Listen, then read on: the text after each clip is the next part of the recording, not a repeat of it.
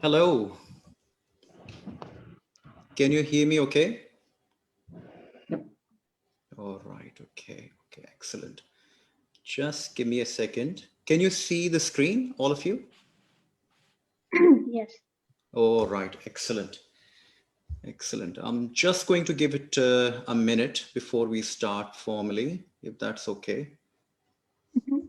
We're on time. We're on track. So hopefully shouldn't mess up a little bit.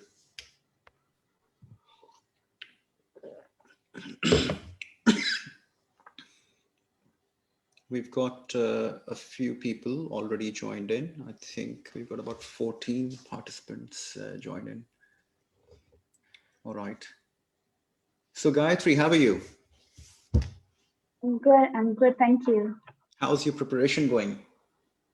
Um, all right. I think Fair no enough. comments. That's all right. All we could do is try, right? Yeah. All right. Okay. Look, in the interest of the time, I'll start because it's quite a few things that I need to cover. And I've made it a very robust and very consolidated program for today. We've got to go over a few things in terms of cases and also some teamwork approach, and finally some CV and interview practice. So it may take some time. So I'll just start in the interest and we'll see how we go. All right. Mm-hmm. Okay. All right. Okay. Now, just as a quick announcement, I would be, because I'm conducting this session on my own, I would not be able to sort of answer the comments. So if you need to ask me questions, just ask me, stop me and ask me. Okay. Yeah. And if I can get you to just turn your mics on mute, unless and until I interrupt you and ask you that, oh, what's your input? Then you can unmute. Okay. Because we will be doing some cases and I'll like your input as we're going along in the cases. But for the most part, the presentation, just stay on mute and enjoy the show. All right. Okay. So my name is Rizwan Qureshi. Most of you may know me from Emergency Focus. We've been running this project / platform for IMGs in Australia and mostly throughout the world, actually, for the last 4 years now. We started out of in Pakistan, in Karachi, running emergency focus courses. Then we started to do courses in Sydney. We've done courses online, and lately our clinical orientation and AMC courses are doing very, very well. And I think we've got a lot of feedback from the IMGs. They ask me a number of different questions. So this free online orientation for IMGs is basically an amalgamate of what we do, what we offer, and just to give you a taste of the sessions that we are able to provide to various participants according to their needs, because I think most of the participants are in the same ballpark figure. All right. So what I'll start by saying, what's the challenge? All right. The challenge is that let me just, I think overall, I don't know about you, but I think that the system is very unfair to all the IMGs in the world. We do, just turn your mics on mute, guys. If I can ask you to do that, please, that would be excellent. Thank you. So in terms of challenge, I think the system is unfair to all IMGs in the world. We do AMC, we do PLAB, but when we complete these exams, we are, although recognized to be equivalent to a junior medical officer, but we're not offered job straight away. And basically what we're left to do is to apply jobs, hundreds of them at times. We waste years in the process of finding jobs. What should happen, and that's my view and perspective of it, that as soon as we finish the exams, that is the equivalent exam, we should be given registration with the registration body, be it GMC, be it APRA, and there should be already jobs available ready to go. AMC should only offer AMC 1 and AMC 2 based on the availability of job in Australia, and same should GMC do. And I think it's not very hard job to do. It just requires communication between the various departments. And I particularly think if you talk about career gaps in Australia for UK IMGs, for Australasian IMGs, then I think these systems should understand that part of the reasons for these career gaps is because most of the IMGs are constantly applying for jobs after the AMC part 1, after the AMC part 2. And, you can't find a job. And that just accumulates into years after years. And then they encourage you to find a clinical observership, either at the GP or in a hospital, which is very difficult to obtain. And currently, not many hospitals are offering any clinical observership. And, you only observe consultants or GPs who are already very busy working on the floor or in the hospital system. So in that month of clinical observership, you don't really get to learn. You just observe by passively absorbing what they're doing. You're not really able to question them. You're not able to quiz them. And it is a very half-baked sort of learning. I've seen IMGs involved in clinical observership. I think the main productive work that they get is not beyond, hardly a week out of those 6 weeks or 8 weeks that they spend in the hospital. And then you go and ask for a reference, and when you get a reference, it's a very average or a mediocre reference, which is not going to really help you or work for you in any case. So I think if Australian system expect you to have a better understanding of their local health system, they should create opportunities by giving you clinical observership, paid or unpaid, whatever it may be, or supervised jobs that they provide to their interns and local graduates. After all, you've passed AMC, you've invested in their system, and you want to work and you want to obtain that sort of equivalence. But unfortunately, that's not the case. That's my ideal perspective of the entire situation, but that is not how things work. So what's the solution? Okay, in my mind is that, look, I've been an IMG in two different health systems, in the UK for about 4 years, and now in Australia for about, well, good 15, 16 years now. So when you come from India, Bangladesh, Europe, Pakistan, firstly, make sure that you've got 2 to 3 years of clinical experience. Ensure that you have completed both parts of AMC and PLAB, regardless of what the examples might be around, that some of the people may be able to find a job after AMC 1, but don't rely on their example and apply to your own circumstances. Make sure that you complete both parts so you're ready. Now, as soon as you arrive in the country, like Australia, connect with as many IMGs in your city. Now, most of the connecting platforms are all online. It's all good. We, through our emergency focus, is a big network now. We've got about 4,500 doctors on our Facebook page. What I would like you to do is to do local courses, especially resuscitation courses and communication courses. And there's plenty out there, whichever city you are. Just find and go and jump onto the website of the local hospitals in your area, and there might be courses, paid or unpaid. This is, after all, an investment in your future. Anything and everything is my advice. Now, then the clinical orientation or observership. Now, there is a program, I believe, in Melbourne, but not everybody lives in Melbourne. So that in-person program is not practical for everyone. Plus, I have been told it's very, very expensive, and it doesn't sort of guarantee you any sort of job guarantees. Now, so what's the solution? So we are doing what we call an online orientation program, in which we are doing not only clinical observership in a virtual environment, but also coaching and mentorship for that 8 weeks duration. And what I'm trying to do is provide as much as direct clinical exposure as possible as I can with my faculty, and discussing the entire hospital curriculum in person and online workshops, along with the CVs, interview guidance. So, no one can say and turn around that, look, you've not had that Australian or Western health system exposure. Through that 8-week program, you've been exposed to all of that. Also, we're doing this in-person workshop. This is the photo from our last workshop that we did in Liverpool Hospital. That was the beginning of this year. It was a very good time for all of the IMGs, and we particularly feel very excited when we do things like that. Now, in terms of the clinical orientation course and all of the courses that we do, they are recognized for CPD hours with APRA and FRACGP. In fact, one of the previous batch participants got straight away 100 hours of CPD recognized by RSCP-GP portal if you're registered that way. So there's really not much fuss about if you are recognized, or the training and learning that you're getting if it's recognized. So what I have done is all our courses and workshop is accredited.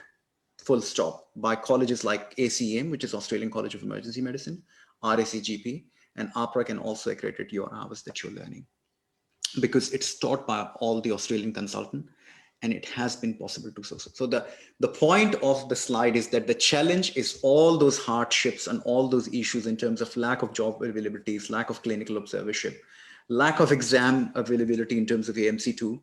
But I think we need to accept and rise up to this challenge. The circumstances are never, ever going to be ideal, but we have to adjust ourselves to those circumstances.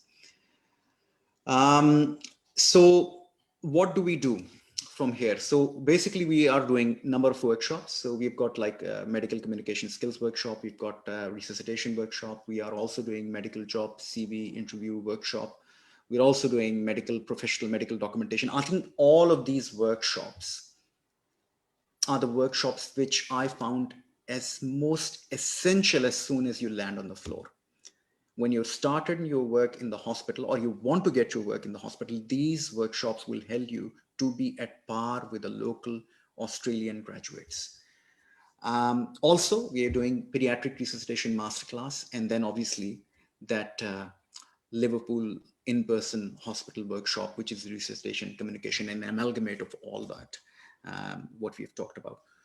Now, all the online workshops are incorporated for free in our online clinical orientation program. So you don't have to, worry about that. Liverpool workshop is separate to that. So I would say I've accepted this challenge. Whatever the challenge is in terms of lack of availability or resources, we're going to make resources, and we're going to create opportunities for our IMGs, because I am an IMG, and I believe that we need to provide opportunities as much as we can. All right. So the day is going to be organized in terms of, we're going to do critical cases, we're going to do some teamwork, and we're going to do some CV and application interview. Okay.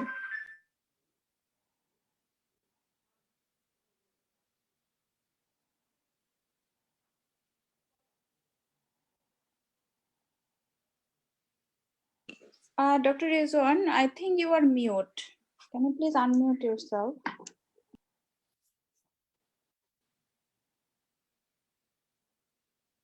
Just give me a second. Can you hear me now? Yes, yes. And can you see the video of the slides now? Yes. Perfect, perfect. So as I said, that today we're going to talk about the critical cases. These are the cases, the hospital cases as we manage, and as an expectation from an IMG or from any doctor for that matter in Australian health system. We're going to talk about teamwork. How do Australian hospitals provide an excellent quality of care? What is the best way of improving your CV application? And then we'll talk about how and what's the best way of improving the CV and application for that matter. Okay, so critical cases. Now, remember, these are very, very practical cases, all cases that we see routinely all the time in our hospitals, okay? So I'll jump right into it. So we received an 83-year-old gentleman by the name of Mr. Morgan, brought in by ambulance by fast positive. Does anybody know what fast positive mean? Fast is kind of ultrasound doing an emergency to see peritoneal fluid, like blood kind of stuff. That's another interpretation of fast. But what would you understand by fast positive? This is a very commonly used terminology in Australian health system, fast positive. For the Weakness? free fluid in the abdomen. Yeah, so it's phased arm, speech, and time. Okay, so that fast is focused assessment sonography for trauma. That's an ultrasound. And this is phased arm, speech, and time. That's for stroke. So whenever you're working in the hospital and you get a stroke call, they will call the hospital emergency hotline saying, we've got a fast positive patient. Now, if it's not in a context of trauma, that means that they've got a fast positive patient who has got a suspected or confirmed stroke based on the clinical symptomatology. The whole idea is to save time. All right. So Mr. Morgan has had slurred speech and left arm and left leg weakness. The onset of symptoms were about 2 hours ago. Everybody with me? Good. He's got a background history of TIA, type 2 diabetes, hypertension, atrial fibrillation, and chronic renal failure. All right. And these are the vitals. He's got a blood pressure of 180, systolic, 110 diastolic, heart rate irregular, 121, SATs about 97%. Blood sugar is raised at about 17.3. Afebrile, these are the medications: metoprolol, telmisartan, amlodipine, metformin, glycoside, and atorvastatin. All right, so I'll just reproduce fast. Faced asymmetry, arm weakness, speech disturbance, and time onset, because the therapeutic intervention is based on the time elapsed from the onset of symptoms. I would just request everybody who's joining in us now to please put yourself on mute, okay? So that there's no interruption during the whole oral process of this. Okay, so what are the expectation when we're doing a ward round? Assessment number one. So what are we expecting? Key question in history. When was the onset of symptoms? Key examination findings. What are the focal deficit? What is a working diagnosis? Is it a TIA? Is it a stroke? Is it a hyper or hypoglycemia? Is it a space occupying lesion or brain hemorrhage? And what are the key investigations that we can do to confirm our assessment question and examination findings? And then obviously, what are the management priorities? How are we going to optimize our management to help this patient? And how are we going to administer that management priority in terms of disposition? All right. Okay. And finally, the clinical referral handover. So the key questions would be, all that quick history in terms of time of onset of symptoms. Like, when did you start to develop those symptoms of slurred speech or facial asymmetry? There would be a relative with the patient who's called the ambulance. They might be able to give you a timeline that the symptoms started about 30 minutes ago, 60 minutes ago, or 90 minutes ago. The reason these are important and the ambulance highlight the time of onset of symptoms, because that would directly mean that this patient is going to get either a thrombolysis in the hospital or endovascular clot retrieval if the time is more than 8 hours, and possibly a combination of both of them. So time of onset of symptoms is very important. Okay. Symptom chronology we've talked about. Severity we've talked about. Associated symptoms of headache, vomiting, collapse. Did it lead to any fall or loss of consciousness? That may suggest that patient may have an intracranial hemorrhage. Now, all stroke patient must have their BSL check, because the hypoglycemia can mimic itself as a stroke. Because it's a focus history, we're not going to go into the details of every aspect. We've got a very small and limited amount of time. When the patients come in, we want to just get them expedited towards a CT scan. So we're going to just quickly ask this question: if there's any previous history of similar problem like TIA or CVA. And then we ask some risk stratification, like, is there diabetes? Is there atrial fibrillation? Is there hypertension or hypercholesteremia? This is all laid out in the pre-formatted sheets in the hospital. So they can just quickly tick off the box without wasting time. Now, there's something called NIHSS scoring, but I'll talk about that later. This is not something which we do immediately on the assessment of stroke. All right, moving on. What will we do after the scoring system has been done? We'll just give me a second. Yeah, so key examination findings. I always encourage all of the doctors, whenever you're asked about examination, please start with the vitals. That's where the money is always. So this patient, Mr. Morgan, is hypertensive to about 190 by 110. It's already ringing alarm bells. Mostly stroke or intracranial bleeds would present with something like hypertension, which this patient has got. He's also got tachycardia, which suggests that he's got an underlying fast atrial fibrillation, which makes him at risk of having a stroke. GCS 15, blood sugar, as I said, is very important in all stroke syndrome or stroke type presentation, and the BSL is 17.3. And SATs of, okay. And then what are the quick neurological examination that we can do immediately prior to the patient heading to the CT scanner? So quickly checking of the cranial nerves, quickly checking in the power in terms of upper limb and lower limb, and finding about any lateralizing signs. So this patient in particular has got 2x5 weakness in the right upper and lower limbs, and quickly checking the reflexes in terms of biceps, triceps, knee and ankle jerk. And if you've got time, you can check for the cerebellar coordination test, but that can be done later. In terms of key investigation, stroke workup is very simple. All patients want to have would be checked for BSL and ECG. ECG would obviously identify underlying arrhythmia. If the patient's got an atrial fibrillation or heart block, which may increase their risk of having a stroke.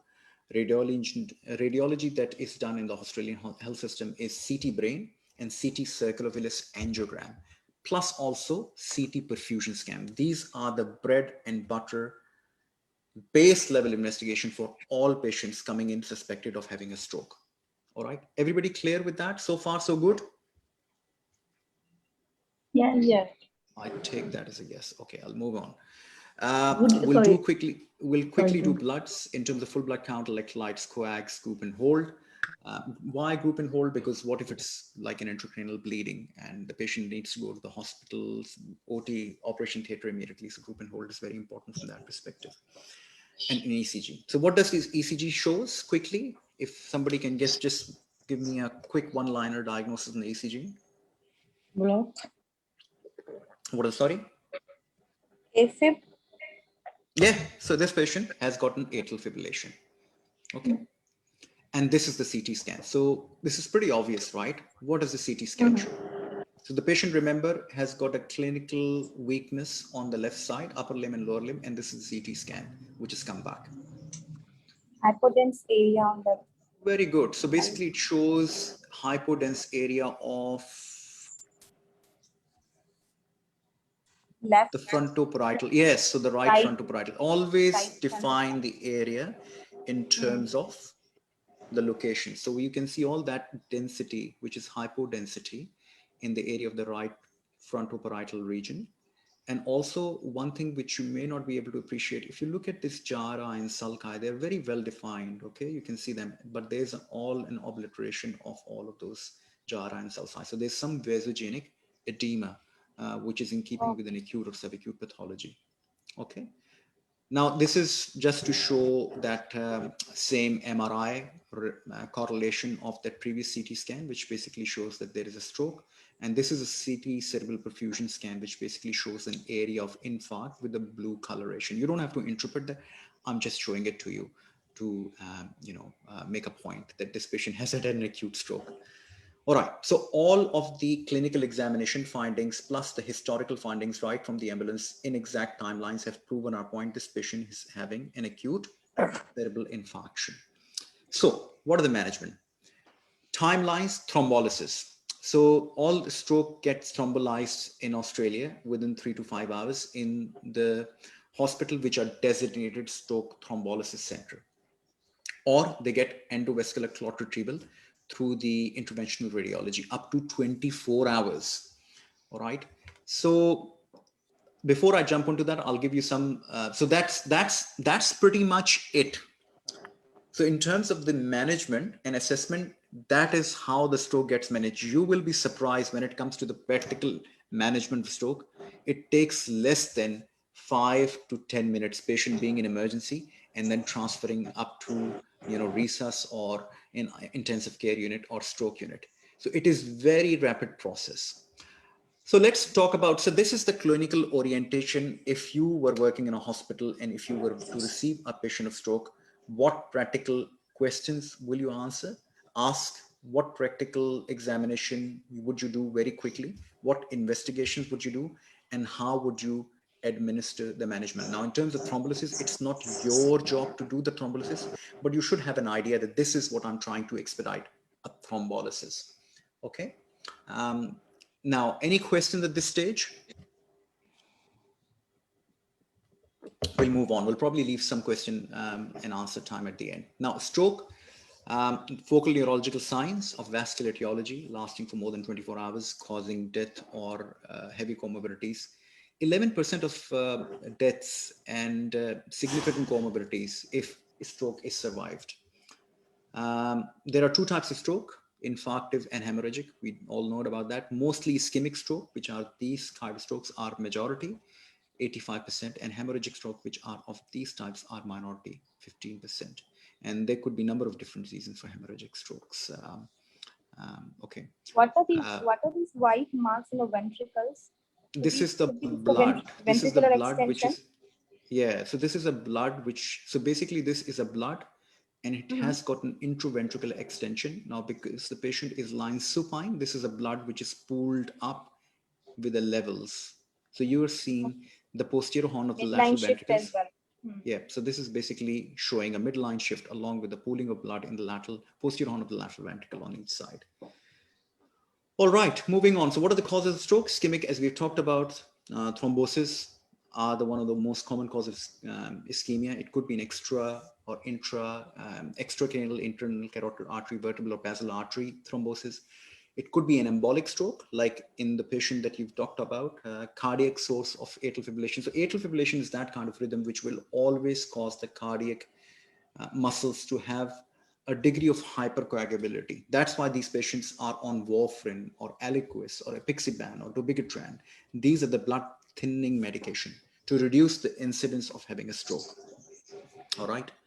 Now, in terms of other types of stroke, shock, general systemic hyperperfusion state. That's the state in which the patient can also have stroke if the patient have got prolonged period of a shock.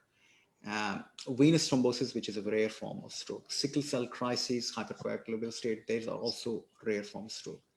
And I've seen this carotid aortic dissection causing an acute stroke, unfortunately, in young patients, mostly who have gone to chiropractic. So I remember this one time I was working as a registrar at St. George Hospital, in which the patient came in with dense hemiplegia on the left side after being to the chiropractor a day before. And he had a carotid artery dissection. Very unfortunate.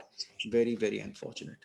So just be mindful, if the patient's coming in complaining of focal neurologic paresthesia or weakness after being to a chiropractor session, then you have to suspect stroke in them. All right, okay. Moving on quickly. Classification of stroke.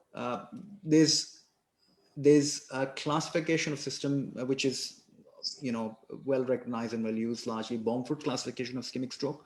It's also called Oxford classification system, and basically it classifies based on the presenting signs and symptoms, and it does not require any sort of imaging to classify the stroke. It's basically based on symptomatology. Now, I won't go into the depth of it, but basically it divides the stroke type syndrome into total anterior circulation, partial anterior circulation, partial posterior circulation, and lacunar system stroke. You can all go through that. You don't have to remember that for being a neurology trainee. Maybe you can, but otherwise you don't have to remember this system. Okay.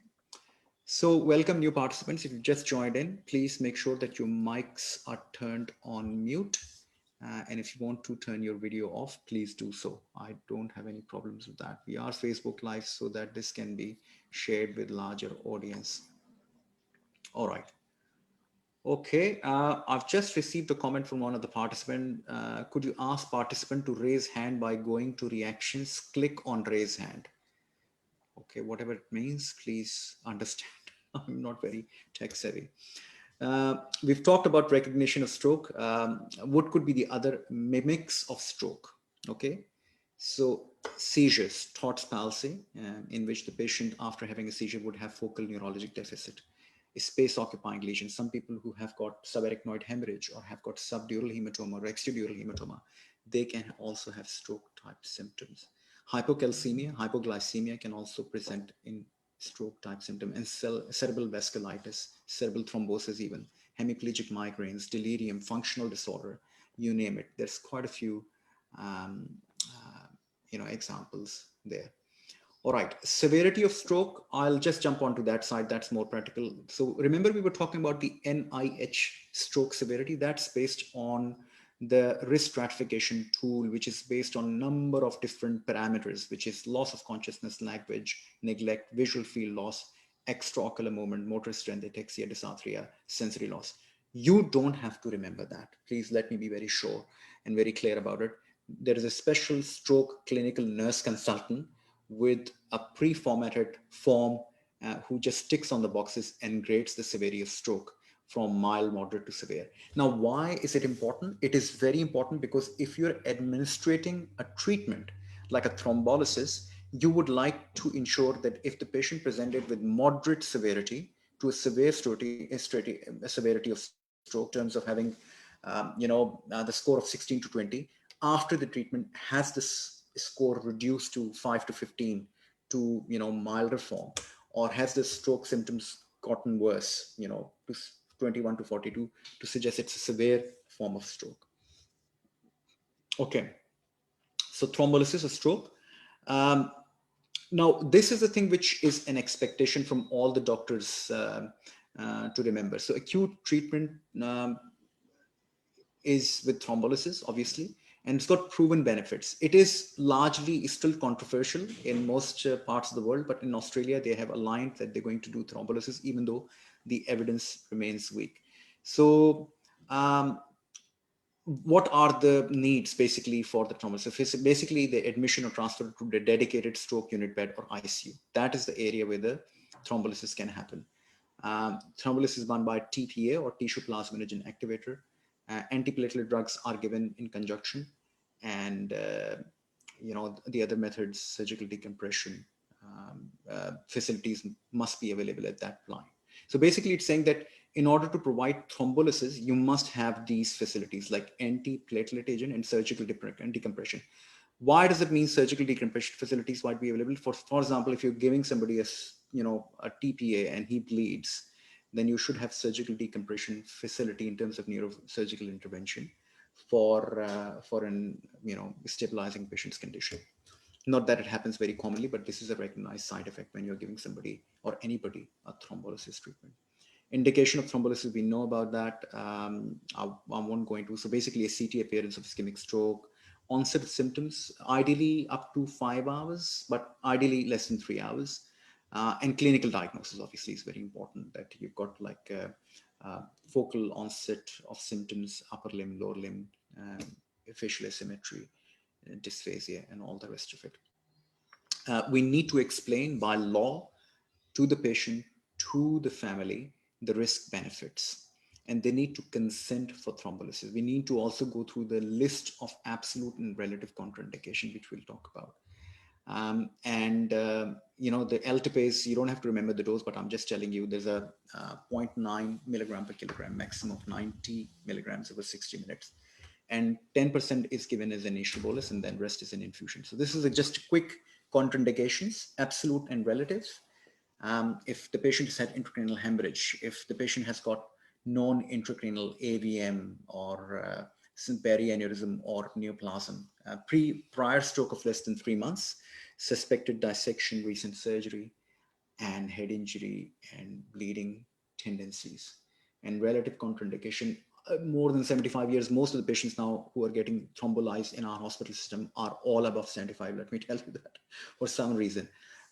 Pregnancy, cardiopulmonary resuscitation, more than 10 minutes, internal bleeding, 2 to 4 weeks, uncontrolled hypertension, and a remote ischemic stroke, and major surgery within 3 weeks. We need to provide them with supportive care along with the thrombolysis treatment. So what's the supportive care? Aspirin. Long-term preventative dose is required. So 100 milligrams pretty much for the rest of their lives. And aspirin needs to be withheld after the thrombolysis for 24 hours. All right. Supportive care is very important, and that's where we'll talk in detail and in depth about the supportive systems in the Australian health system. So basically what I mean by supportive system is the speech assessment, the swallowing assessment, the physiotherapy, the occupational therapy, because if the patient has got morbidity, and how can we optimize patients' functionality in their houses, in their jobs after suffering a stroke? How can we support the family? That's all the very holistic part of the stroke management. So stroke management is just not confined to providing them with thrombolysis and aspirin and, bye-bye. It's a whole gamut of services which gets into play after the patient suffers a stroke, not only for the patient, but also for the family. Okay, blood sugar to be maintained between 4 and 11, and hydration and normoxia and normothermia, all right? Hydration, okay, BP control. We are advised not to lower the blood pressure in acute stroke unless, the patient is having hypertensive encephalopathy, meaning the patient's high blood pressure is the reason that they're having a stroke. All right, they were having a blood pressure, no stroke-like symptoms. They got hypertensive, and then they developed, symptoms of TIA or having a stroke. Hypertensive nephropathy and hypertensive cardiac failure or acute myocardial infarction, and intracranial hemorrhage, preeclampsia or eclampsia. Okay, this is just a risk stratification tool in terms of stroke signs and symptoms that resolve within 24 hours. That's TIA. So basically, if the symptoms, it's very difficult to completely be, to be honest, in terms of clinical practice, it's very difficult to be sure if the patient is suffering from a TIA. If the patient's symptoms have resolved by the time they present to hospital, they are transient ischemic attack. But from the definition point of view, if the symptoms do resolve in 24 hours, then it's TIA. But the patients who who are having a focal neurologic deficit, by the time they present to the hospital, they're almost certainly going to get thrombolysis with an evidence of stroke on the neurologic imaging. So that's an important confinder, that if they have got symptoms plus a radiologic confirmation of stroke on the imaging of plain CT brain perfusion scan and a CT angiogram, then they would get thrombolysis. All right, okay. And any questions from the stroke point of view, or we just jump on to the next case? Yes, doctor, I have a question regarding not to lower the BP in stroke unless there were some indications that you said. Could you please show me the slide once? Sure. In that case, how are we supposed to know that? How are we supposed to differentiate if that is a stroke or TIA or hypertensive encephalopathy? Because when the patient comes in, the blood pressure is up and they also have the symptoms. So before doing the CT, we will not know anything, right? So basically, my understanding is if the patient has got hypertension and clinic symptomatology of stroke, we almost certainly going to image them. Okay. And if the imaging is not consistent with having a stroke, then you can reduce the blood pressure. Yeah. All right. Okay. Yes. If the imaging is consistent with a stroke, then obviously the secondary neurologic protection mechanism are going to set into play. And then when you not have to reduce the blood pressure immediately, because any reduction in the blood pressure is going to cause further cerebral ischemia. hypoxia. Yeah, ischemia. Yeah. Thank you. Not a problem. Okay, so we've got a next patient who's coming with a headache. All right, very, very common presentation in hospitals. I'm pretty sure that you've come across most of these patients in the system. So basically what happened is that this is a 52-year-old chap, Ronald Smith, who's come with generalized headache for the past 3 days, mild photophobia and neck stiffness. And his headache is worsening. He's got nausea, he's got vomiting, he's got blurred vision, and he's also got fever, and the GP has sent him to emergency for further workup. So you're already thinking on the back of your mind, okay, what could be wrong with this patient? Could it be that he's got migraine? Could it be that he has got an intracranial, hemorrhage, or has he got like meningitis, or has he got like temporal arteritis? There's dozens different type of headache and their manifestation. So this patient in particular has got a background history of migraines, anxiety, depression, onset loft. So your history is almost somewhat prejudiced from that point of view, that he's got all the confounders that will almost act that you need to downplay his headache. But anyway, he's also got fever, so you got to be very cautious. So vitals, blood pressure 130/70, heart rate of 88, and SATs of 99%. He's got a temperature of 38. Blood sugar is normal. So again, the same exercise in terms of when he comes to the hospital, what are the junior doctors expected to do? So can anybody tell me what would they do if they receive such a patient in the hospital? Anyone? Vitals? Yep, always start with the vitals. Yes, assessment vitals wise. Okay, so we just had a look at the vitals, which were blood pressure 130/70, temperature of 38, and the heart rate was normal. So would we take the history? We would take History? the history, like ask Yeah. like what aggravates the headache, or what reduces the headache, or when he developed, or how long he's had the headache for. Absolutely. Absolutely. So all these things, yes, absolutely. So pain relief is also very important. So First thing is to offer them analgesia to get them comfortable. As I always say that the comfortable patient is a more valuable patient. He'll be more comfortable and more compliant with your Offer questions. painkiller. Offer them I have painkillers. one question. Mhm, So this is an emergency case, right?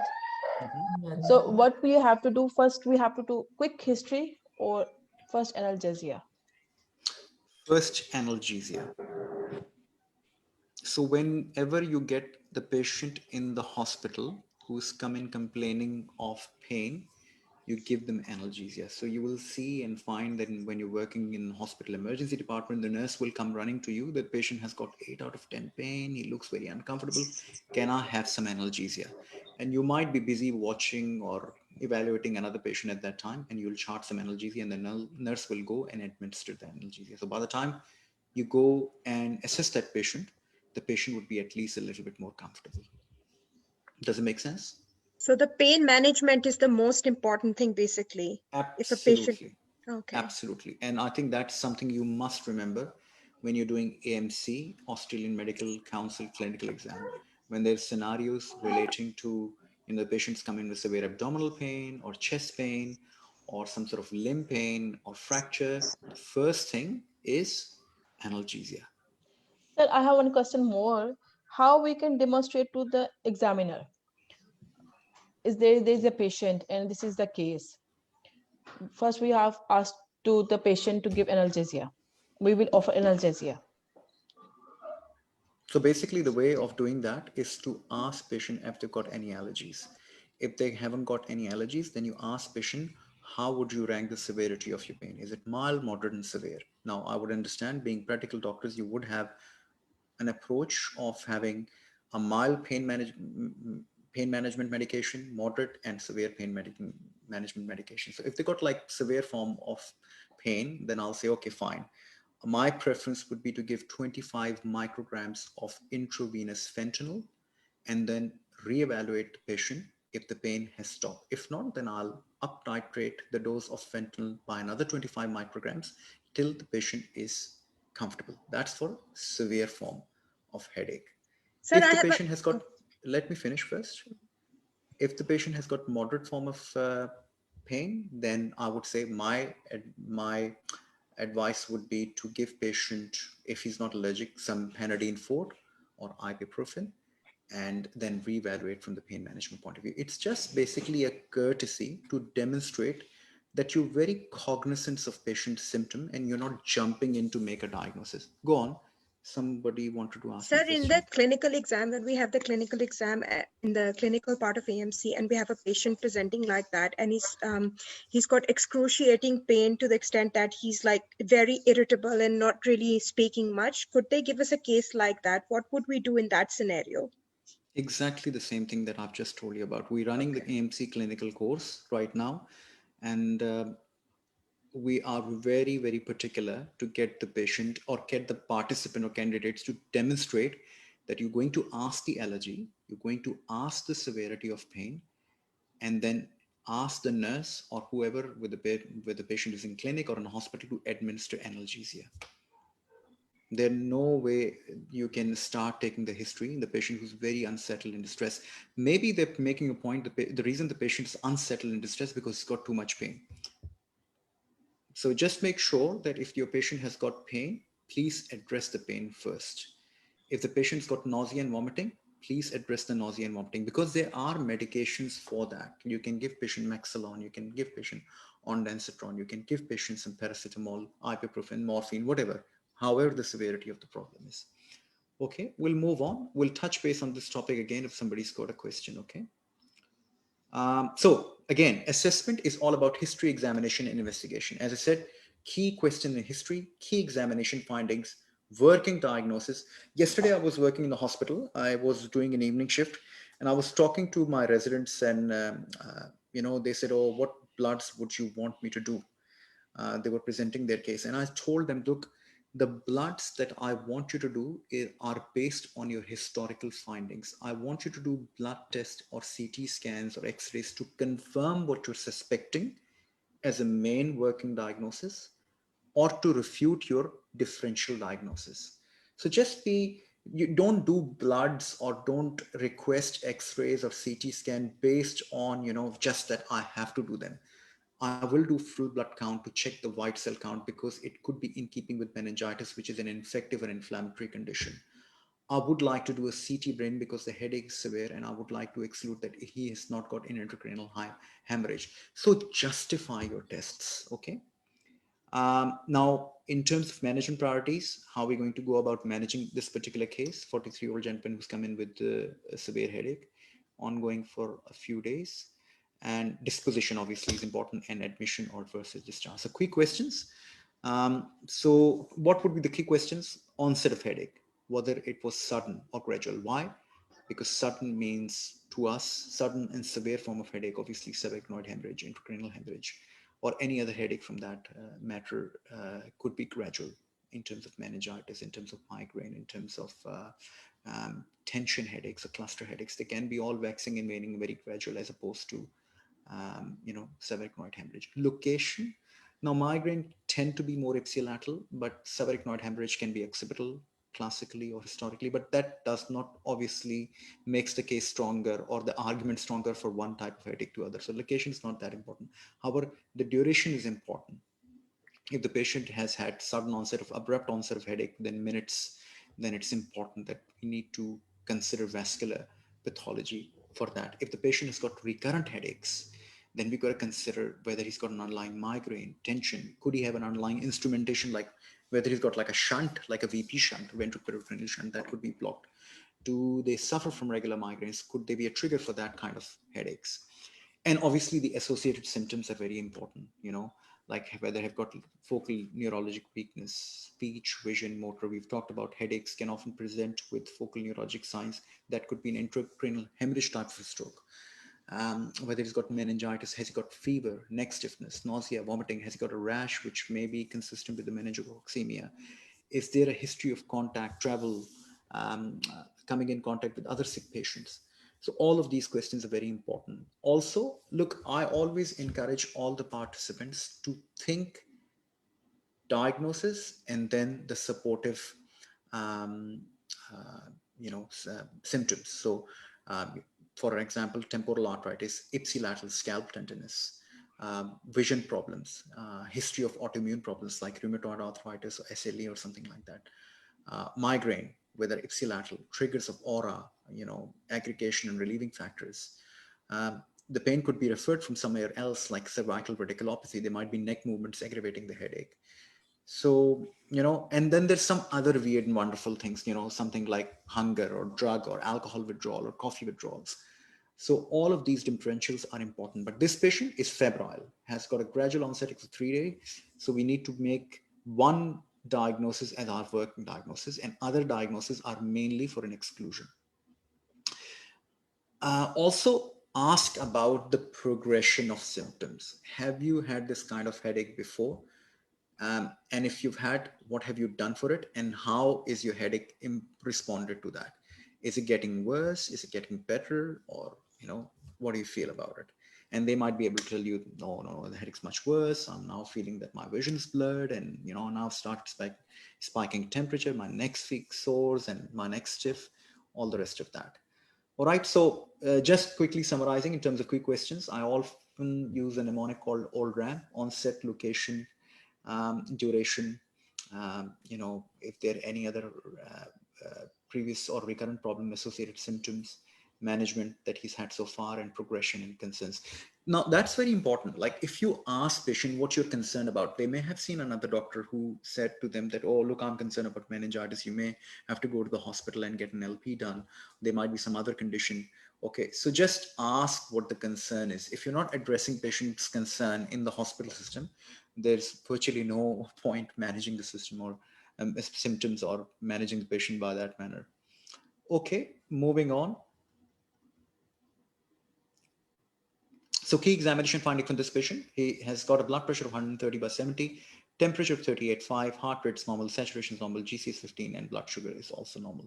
His focal neurologic examination is virtually normal, all right, but he has got neck stiffness, he has got positive kernings, and he has got a normal cardiovascular and skin and joint So this is just to demonstrate what a kerning sign is: flexion of the hip and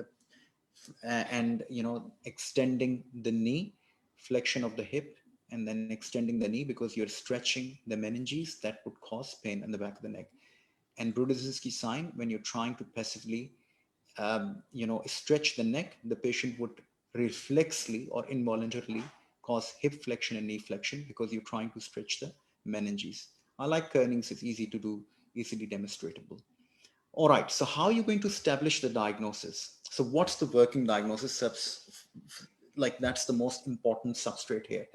Now I'm dealing with a patient who is young, fairly healthy, and has come in with symptoms of fever, headache, and neck stiffness with a positive kerning sign. So obviously I'm dealing with some form of meningitis, either bacterial or viral meningitis. What could be my other differential? Could it be encephalitis? Now remember, the differential need to be valid differentials. They don't have to be invalid differentials, or it could be like, it could be something completely out of this world. Could it be brain abscess? So now you're thinking of infective differentials of that same pain. All right, could it be like a secondary infection from other source? Now, I remember when I used to admit patients under neurology for suspected meningitis when I was a registrar here, one of the neurologists used to ask me, have you done their x-ray? And I said, what x-ray? He said, she used to say, chest x-ray. And she said, like, I've got 3 patients admitted under neurology at this stage who've got consolidation of the lungs, like pneumonia. And pneumonia can cause quite a severe form of headaches and fevers as well. So just remember, secondary infection could also cause headaches. In particular, pneumonia. Actually, it is a validated information in the clinical textbook, pneumococcal pneumonia. All right, okay. Okay, I was just checking up some comments that you guys are making along the side. Very good, excellent. Moving on, key investigations. So look, as I said, the investigation are there to prove your point. It's not like a fishing trip that you go and pick up the pieces as you go along. So why are we doing VBG? Because we want to check the lactate, whether the patient has got septicemia, the lactate would be elevated more than 2. If the patient has got chest X-ray evidence of any consolidation, that would exclude a pneumonia. Now we're doing full blood count to check for, white cell count elevation that I would be expecting. I would also be looking at neutrophils. Electrolytes are important because if you need to do any investigations which involves contrast, you want to make sure that renal functions are fine. You want to make sure electrolytes are fine, especially if the patients are vomiting. If you're anticipating to do lumbar puncture, you want to make sure that the patient have got normal platelets and the coagulation profile is also normal. And obviously blood cultures are very, very important prior to beginning treatment. But meningitis is one of those conditions in which you don't have to delay the treatment for all those tests. You can start the treatment and then worry about the blood tests. LP is the gold standard diagnostic to this age. So you have to do this test, all right? So these are the results, for example. So the pH has got 7.37, bicarbonate 7, lactate of 3.1, elevated that is, white cell count of 13, neutrophils of 14, platelet count is normal, normal electrolytes. All right, so how do we do an LP? Now, how many people have, yes, you can do fundoscopy before an LP as well, but I would like to touch base, very important point that look, almost no clinical or radiological test will tell you if the patient has got high ICP. So yes, it's a good practice to do the fundoscopy, but it will not exclude high ICP as a reassurance. So when you're doing a fundoscopy, it's not for the reason of raised intracranial pressure. It might be just to do fundoscopy and check if you've got papilledema. But mind you, you may have patients with high ICP without papilledema. And CT, for that matter, is very unusual. You don't have to, rely on CT as a rule out ICH elevation test. In fact, most of the emergency fellowship exam have aligned themselves.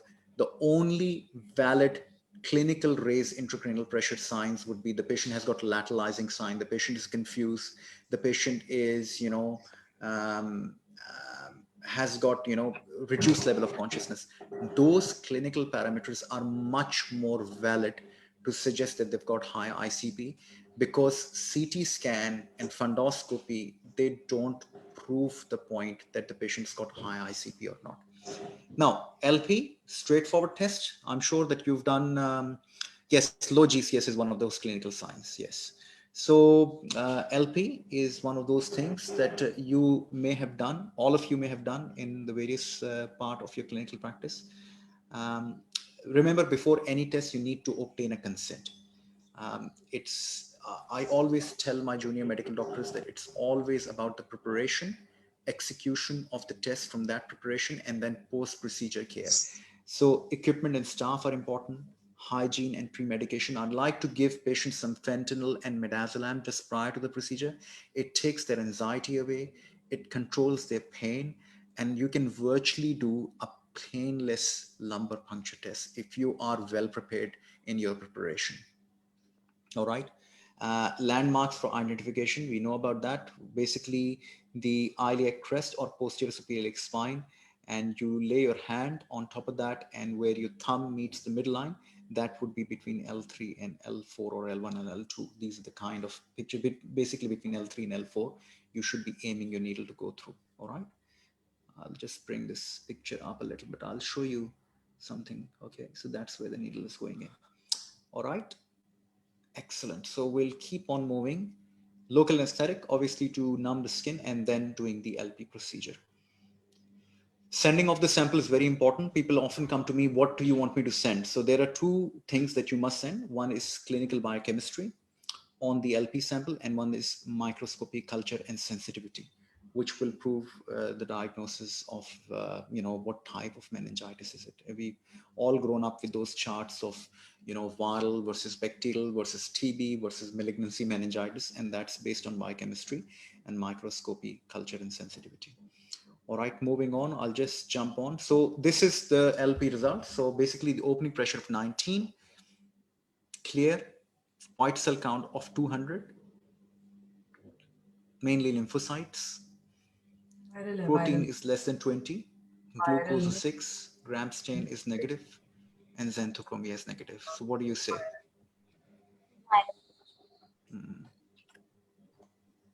All right, so it's viral, okay? So viral meningitis is the diagnosis, okay?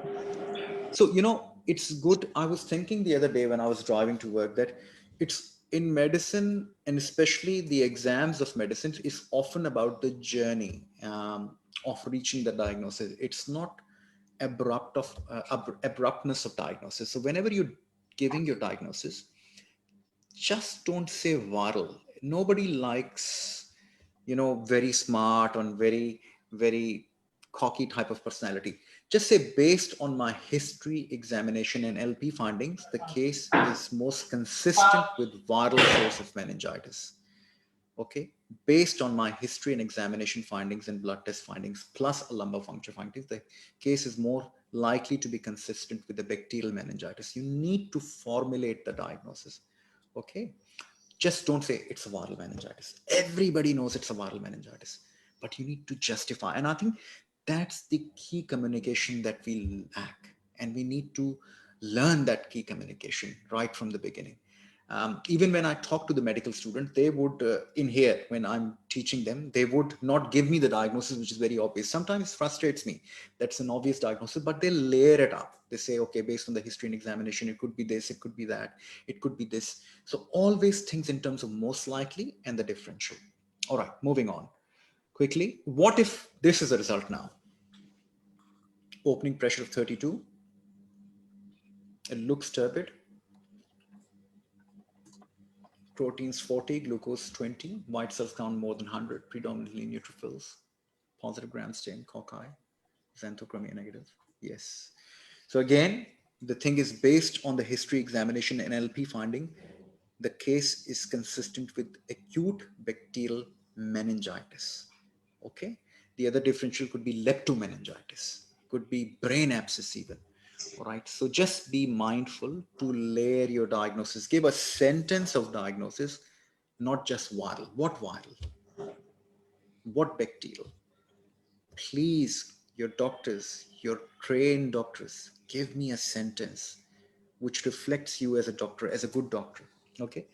So moving on in terms of the management, so moving the patient to an isolated room, obviously if he's got bacterial meningitis, he can spread that, giving them IV ceftriaxone, Ramstat, dexamethasone, benzyl penicillin, and analgesia. I won't go into the details of why we're doing this. We all know why we're doing antibiotics and steroid therapy and acyclovir to cover the antiviral type of infection. The other type is that we need to give them, fluid rehydration is very important for action, and also any supportive care. So pain management is still important. I am surprised the amount of time I see doctors admitting patients with suspected meningitis or proven meningitis, but they've not charted even a single Panadol. Like the patient did not come into the hospital saying that I've got meningitis. He came in with a complaint of headache, nausea, or vomiting, and you've not even charted the symptomatic care. So the management should or must encompass analgesia, all right, antiemetic. So make sure whenever you're admitting or managing the patient, you're managing every aspect of symptomatology plus the underlying cause of that. All right, moving on. Contact tracing is also important. So if if the patient has been in close contact with, he's got a family, wife, kids, all that need to be traced. It's a notifiable disease, so we need to notify the public health for bacterial meningitis. All right, referral. Now, referral is very important. And once you're working in a hospital system, this is something you will be expected to do every day, at least 4 or 5 times a day, whether you're working in a ward, whether you're working in emergency department, whether even you're working in an outpatient setting. So the way I like to tell all my doctors to, perfect everybody's got a different style of referrals. One thing I would discourage you actively is to forget that you're a medical student. I have got a 45-year-old patient who has come in with headache and nausea and vomiting. Nobody has got time or the patience to go through your medical spiel. Please jump in and introduce yourself, tell about the patient, age, name, location of the ward, and tell them about your working diagnosis. I've got a 43-year-old patient with this name and that name who is in ICU or ED and has got an acute bacterial meningitis. Okay. If there's any relevant background in terms of diabetes, mention that. Otherwise, just forget about it. In terms of positive findings, you need to give them, he had positive neck stiffness, positive, fever, or a rash for that matter. And what I've done the initial antibiotic treatment, analgesia treatment, contact tracing and isolation, and the patient's in stable condition. And we want, so imagine the treatment, or whenever you're referring a patient, you're expecting a service from someone else. And that service expectation is what you decide as a standard of care. All right. So just remember, whenever you're referring a patient to a neurologist or a gastroenterologist or a stroke specialist, you're expecting a service from them, but you must have an idea about that service. I expect this patient to have a headache management. I would expect this patient to have an antibiotic therapy for a meningitis. I would also expect this patient to be isolated till, he's rather asymptomatic. That is an expectation. All right. So just put yourself in their shoes, that what would the question be more pertinent for this patient's management. So ISBAR is a method that we use: introduction, situation, background, assessment, and recommendation. All right, Dr. Rizwan, you mentioned if the patient arrives in emergency with suspected meningitis, we should not worry about the bloods, that we can start the treatment. Can we start the treatment doing without blood cultures first? Absolutely, 100%.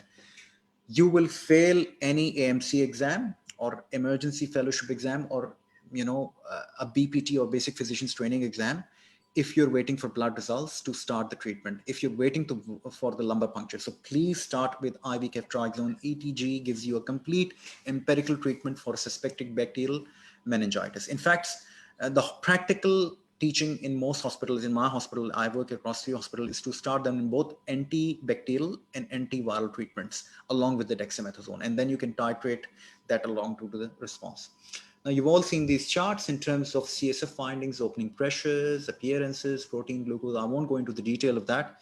You're all pretty well versed with that. In terms of organisms, adults, strep pneumonia and Neisseria, Haemophilus in children, Agalectae in neonates and infants, and E. coli. I've seen quite a lot of E. coli in infants when I was doing pediatric rotations. So just be mindful. And gram-negative bacilli, and more than 50 listeria.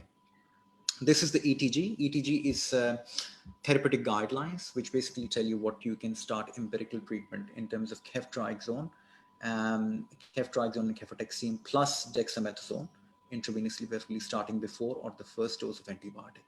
Okay. And if you're suspecting listeria, give benzyl penicillin. And who were we suspecting listeria? In the patients who are above 50 years of age. Okay. All right, so key points. Basically, viral bacterial frontal cryptogenic in immunocompromised patients. Just remember, if the patients are on cancer treatment, if the patient's got HIV, AIDS, if the patient's got autoimmune conditions and they're on methotrexate or some other immune modulating drugs, then you start them on, meningitis, cover them for other forms of treatment as well in terms of cryptococcal treatment. Okay. And meningococcemia is a very rapid deterioration. By the time you see the rash, you've probably already missed the boat. So early, vigorous antibiotic, transfer them to a definitive treating facility in terms of ICU and intensive care therapy. It's got a very high mortality. Almost quarter of the patients die. Quarter, that's like 25% of the patients die when they get meningococcal septicemia. All right. And pneumococcal meningitis has got 20% mortality. And HSV encephalitis is always a very important differential if you're suspecting meningitis. Now, encephalitic patient, in my experience, practically speaking, they are very confused and very irritable. So they might be creating a lot of ruckus in the emergency department, shouting, howling, completely confused and arbitrary. Just suspect encephalitis in them, that they might have something else going on. As I said, and we've all talked about that together, CT brain is not recommended. Okay. Okay, perfect. Any questions from that point of view, ladies and gentlemen? Good. We'll jump on to this case. Quickly jumping on. So now changing a slight tack, we've got a patient in extreme respiratory distress. So this is a 70-year-old patient who's come in severe shortness of breath and hypoxia. He's also got an atrial fibrillation running at a rate of about 140 beats per minute. He had a systolic blood pressure of 80 and was confused and disoriented. He was also febrile to over 40 degrees. And it was difficult to think that, in fact, this is the real case that I saw. And I remember that this patient, when I received, I was thinking that he has got like an APO because he was in atrial fibrillation, he was tachycardic, and he was compromised, like he had a blood pressure of 80 systolic. And I was thinking that, has he got like compromised atrial fibrillation because he's so tachy with a rapid ventricular response that his blood pressure is slow, or whether he's got sepsis, like, he's got a temperature of 40 degrees Celsius and he's in septic shock, and that's why his blood pressure is 80 systolic, and he's got tachycardia. I was just not able to figure it out which one of it is this one. So what do you think? What do you think is going on with this patient?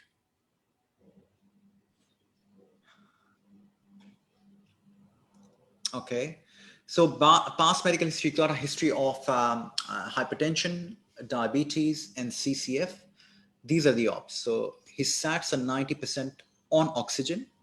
He's got an atrial fibrillation with fast ventricular response at a rate of 160 per minute. He's got a blood pressure of 80 by 60. And he's febrile to 39.4. Any thought process here?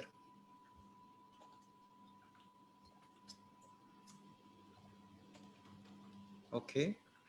So people are saying that, could he have a PE? Yes, that's a very good diagnosis. Could he have a pneumonia? Excellent. I'm liking the way that you're thinking. You're thinking in terms of validity. You're thinking in terms of what could be relevant for this patient. He is febrile, so he could have a lower respiratory infection.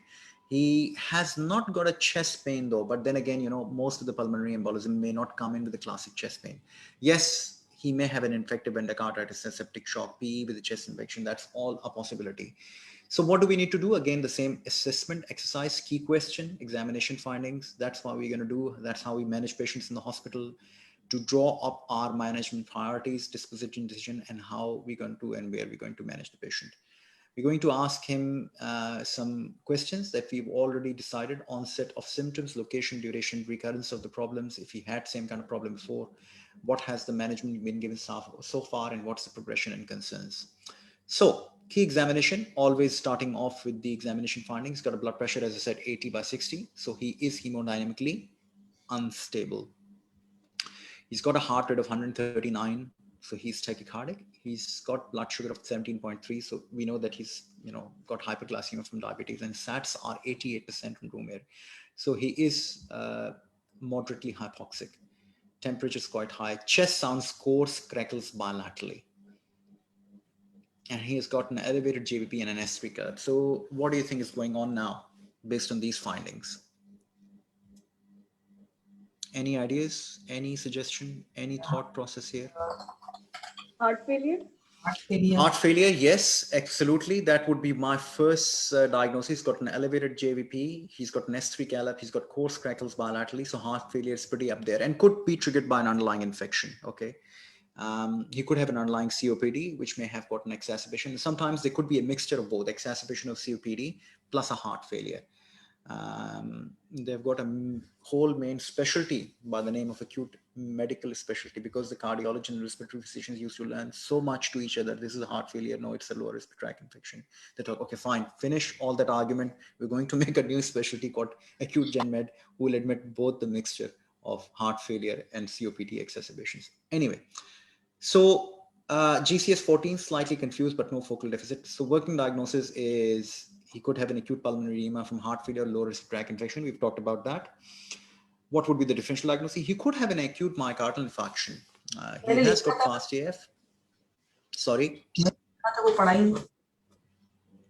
Are you saying something?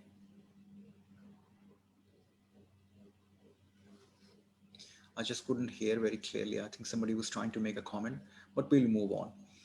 Now, I'll just go a slight word. He could be hyperthyroid as well. Like, I mean, he has got fever, he has got tachycardia, and he has got atrial fibrillation. It could be hyperthyroid state as well. And it could be septic. I mean, he's got low blood pressure, this and tachycardia and fever. So sepsis obviously is higher up there. So key investigation wide, I like to think in terms of bedside radiology and blood. So we do an ECG and VBG, we do an X-ray to exclude a consolidation and collapse. We do the blood test. Obviously full blood count, electrolytes to check for full blood counts, as I said, to check for the white cell count, electrolytes to make sure there's no electrolyte abnormalities which could be causing the tachycardia, coagulation profile, troponins, calcium, magnesium, phosphate, and CRP. Cultures, obviously he's a septic patient, so we would need cultures, urine, blood, along with the X-ray as a part of a septic workup. So this is the ECG. Any comments on the ECG? You can just type the comments if you like. And this is the X-ray. Consolidation. Yeah, so it looks like what I called an acute alveolar edema. So you can see all that cotton wooling, like it's all in keeping with a fluid overload on the lung. All that margins, the cardiac margins are hazy, and there's patchy infiltration in both the lung fields. It's a developing of fluid, interstitial lung edema, and with an upper lobe diversion. So basically the upper lungs look more aerated and more black, and the lower lobes look more fluid dependent and more white. It's a classic presentation of acute pulmonary edema. That ECG is consistent with an atrial fibrillation. Yes, there are some ST changes. It could be rate related, or it could be an associated acute myocardial infarction. Somebody said that it could be non-STEMI, but non-STEMI by definition is no ST changes, but there are plenty of ST changes going on in there. So it could be either an acute ST myocardial infarction, ST elevation myocardial infarction, or atrial fibrillation. It could be rate related ischemia. Okay, I've seen the ECG. So these are the blood results now coming back. pH of 7.21, wow, pretty acidotic with the PCO2 67, elevated, lactate of 4, elevated, bicarb of 12, low, and chloride of 90, white cell count of 17 with a hemoglobin 127, platelet 283.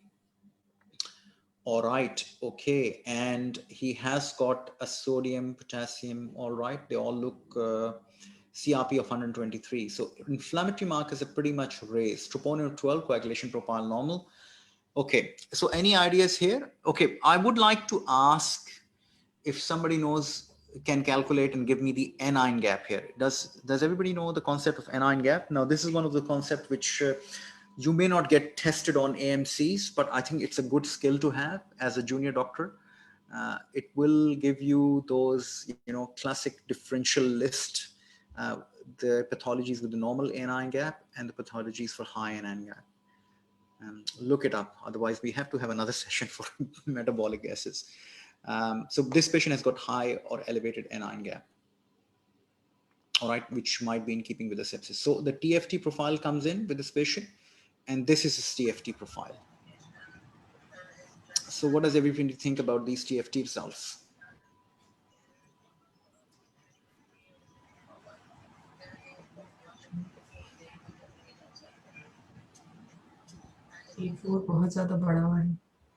So he's got thyroid, which is overactive or underactive? Overactive. Absolutely. All right. So when you talk about overactive, there is clinical hyperthyroid state, subclinical hyperthyroid state, the patients who are on treatment for that matter, and the patient who are in thyroid storm. So what do you think where he fits the bill?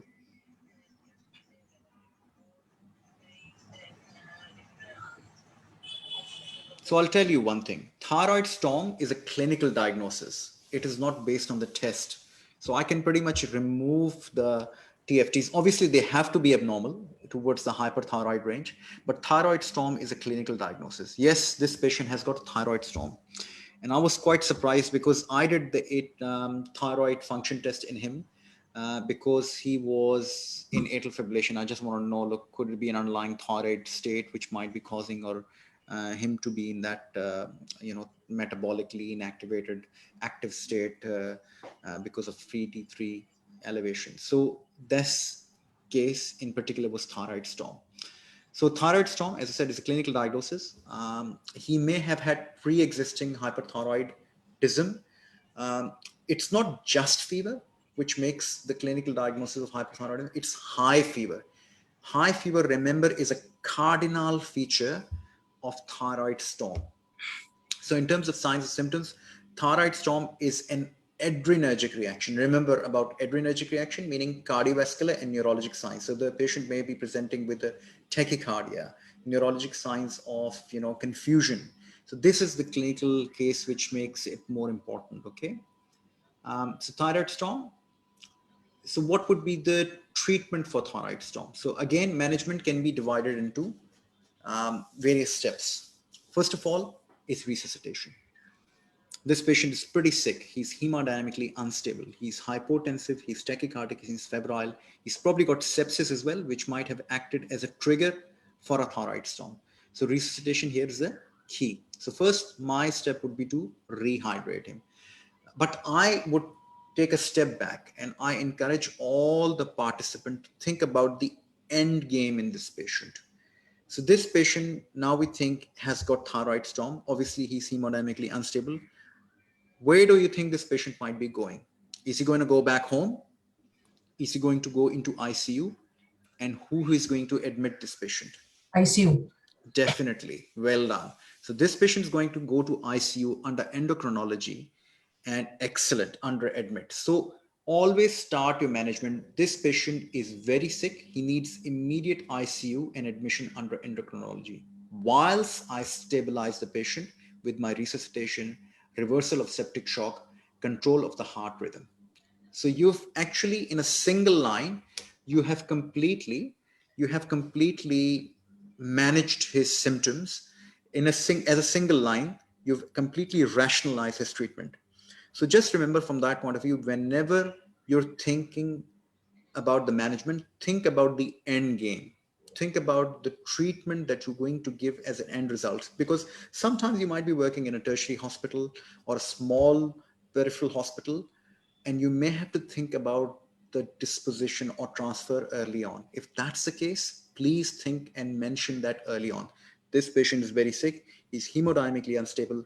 I need to give him I need to have him admitted into intensive care unit under endocrinology, whilst at the same time I'll move the patient to the resuscitation area and fluid rehydrate, manage the septic shock, and manage the acute atrial fibrillation, which is causing also hemodynamic compromise.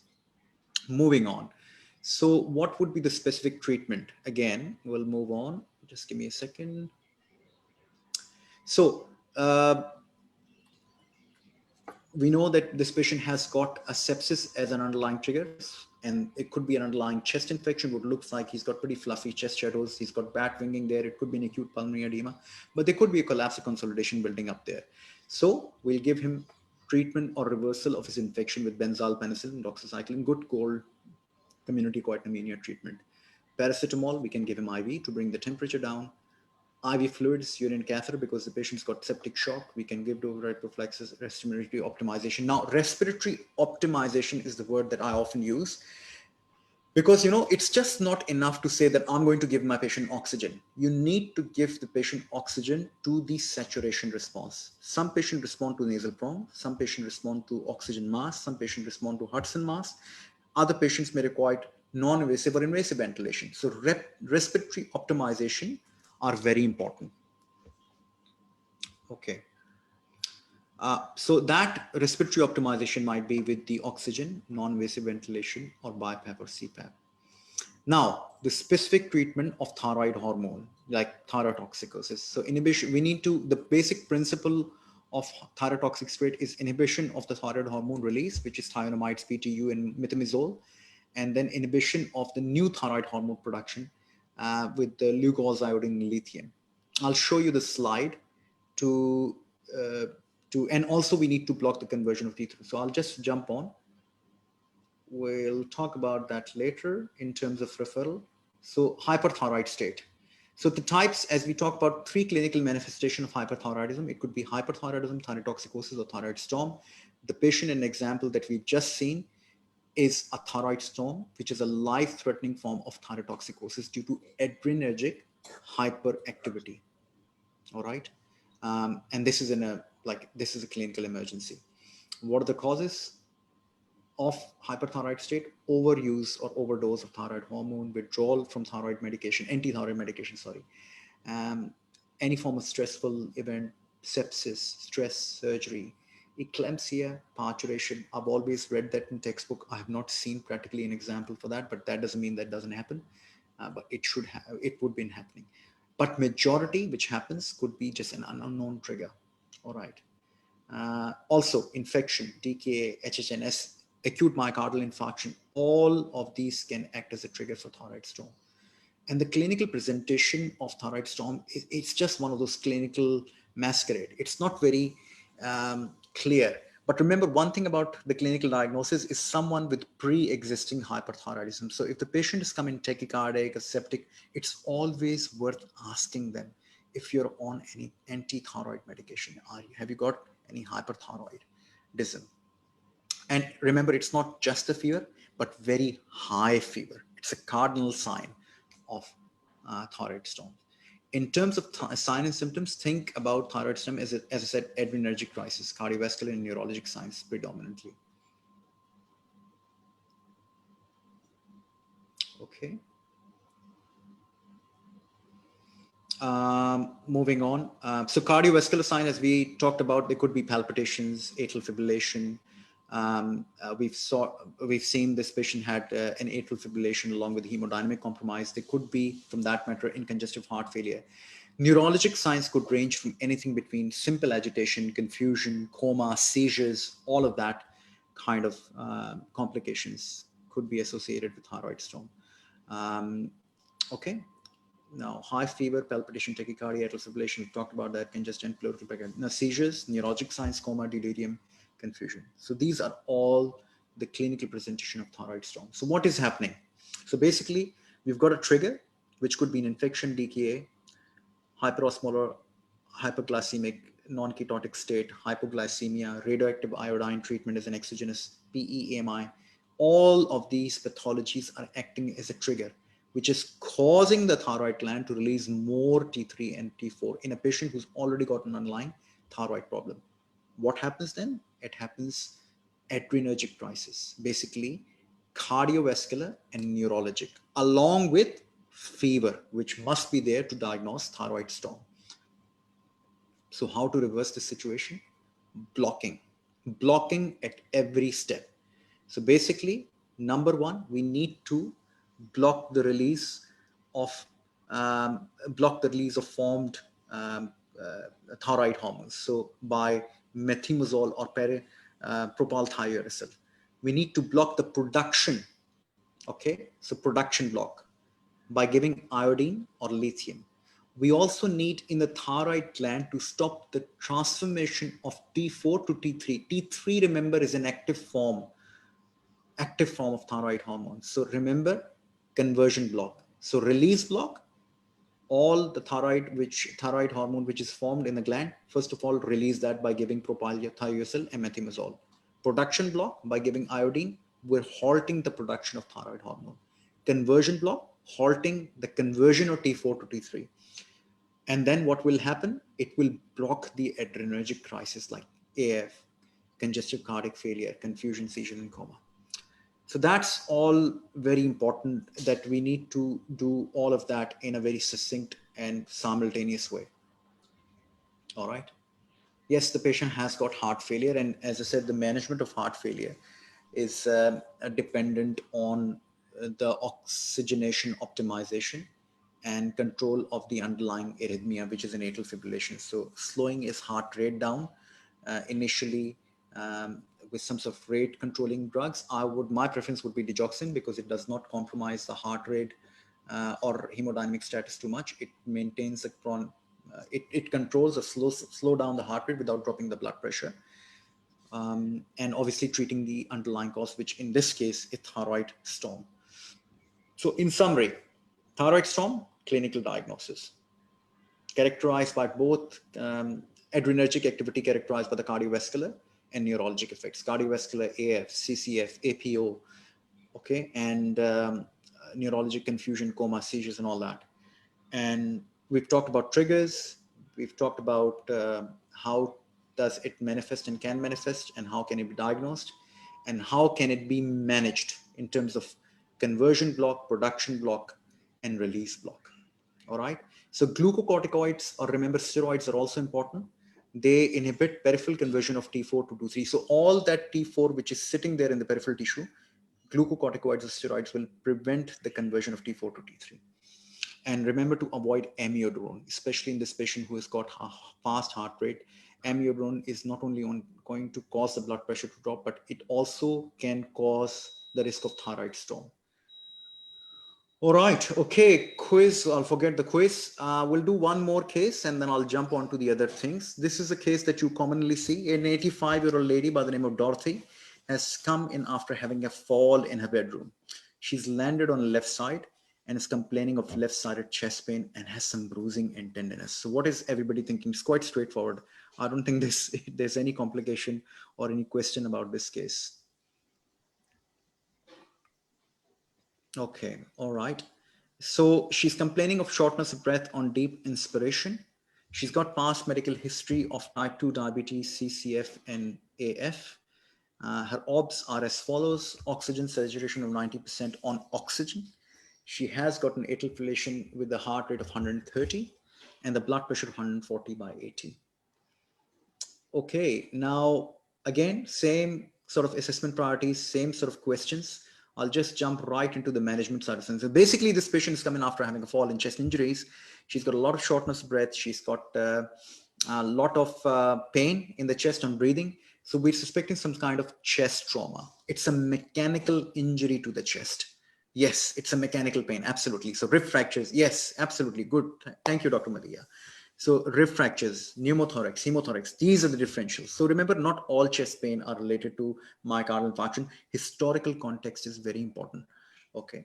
So these blood pressure 180 by 60, heart rate of 139, blood sugar, SATs are low. And also temperature is 39.8. And she has got bruising overlying the left lower chest and reduced air entry on the left base. Okay, elevated GVP and S3 gallop. and she's slightly confused, might be because of low oxygen. So what is the working diagnosis? So somebody said hemothorax, pneumothorax, but remember, it's about the journey in medicine. Don't give me the spot diagnosis. In fact, if anything you want to learn from all the learning today, please stop saying single word diagnosis. Just unlearn this bad habit of single diagnosis. Give me a sentence, a fall relating to rib fractures causing hemopneumothorax. That is a working diagnosis. That's a diagnostic formulation. It shows a process. So make sure you talk a little bit about your diagnostic process. Okay. So my working diagnosis is left-sided rib fractures with the corresponding lung, lower lobe atelectasis or okay. The differential diagnosis could still be an acute myocardial infarction with an atrial fibrillation. It could still be a P because she's got chest pain. It could still be a pneumonia because she's got hypoxia. So you've got differential diagnosis as a safety net, but you've got a working diagnosis, which is most obvious thing because she's had a fall, she's got an anterior chest injury, and she is tender localized in the chest. So most likely she's got rib fracture. So what are the key investigations to confirm your working diagnosis and refute the differential diagnosis? I'm going to do a bedside ECG and ABG, looking for the severity of hypoxia, ECG to exclude any underlying myocardial infarction. I'll do CT chest. And the reason I'll do the CT chest because X-ray, you cannot pick properly if the patient has got rib fractures, if they got flail fragments, if they've got an underlying hemopneumothorax, how big is the hemopneumothorax, does it need intervention? So in elderly patients, it's always good to do CT chest directly. That's what the normal practice is as well.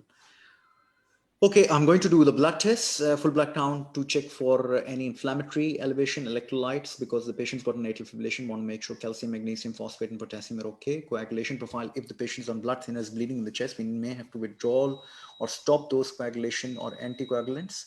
And troponins are important to exclude an acute myocardial infarction. Also, the troponins are important in a traumatic context because if the patient has got a sternal injury, it can cause myocardial contusion, and that can also cause a troponin elevation. Remember that. So that's a new thing that you can do troponin in a traumatic context as well.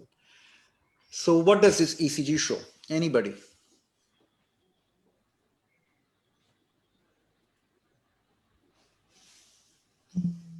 So atrial fibrillation going on at a rate of about, yep, so atrial fibrillation. Okay, this is the X-ray. Can anybody see any abnormality in the X-ray?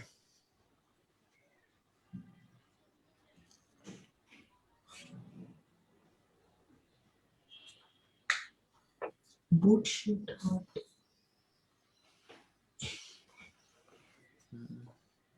So again, remember, whenever you're describing something or you've got to say something, say it in sentences. Gone are the days of, when you say one word, oh, this is consolidation, oh, this is collapse, this is pneumonia. This is how we don't practice medicine now anymore. We need sentences. Please remember, don't give me words, give me sentences. Okay. So you can say something as simple as like, based on the history and examination, this is an AP view of the X-ray. The most obvious abnormality is that this patient has got some, look at that, interruption on the ribs. Which rib is that? 1, 2, 3, 4, 5. There's a rib fracture here. 6, 7th, 8th, 7th and 8th rib fracture. And looks like there's probably a small collapse of the lung here as well. So there's probably a margin of the lung here, and there's not much lung there. There could be an underlying pneumothorax. So the clinical diagnosis then becomes based on the history and examination of trauma. This patient has got an acute left-sided 6 to 8 rib fracture with an underlying pneumothorax. There could be an underlying hemothorax as well. Now, clinically important thing is that there is no subcutaneous emphysema. Sometimes it can cause the air leaking in here, can cause air to leak into the subcutaneous tissue like a surgical emphysema or subcutaneous. None of that is present here. Okay. And this is the corresponding, corresponding CT. So look at that. There's a whole big pneumothorax sitting here. The lung is collapsed, which was not very obvious is here. It looks much more prominent. And you can see all these rib fractures. And there is no. So basically, yes, it is in keeping. with our diagnosis of traumatic hemopneumothorax. This is the blood on the back.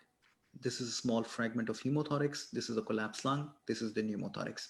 So traumatic rib fractures causing a pneumothorax, collapsed lung, and a small hemothorax and atelectasis. That's why she's hypoxic. That's why she's tachycardic and tachypneic. All right, so this is the blood result. The patient is acidotic. PCO2 is elevated.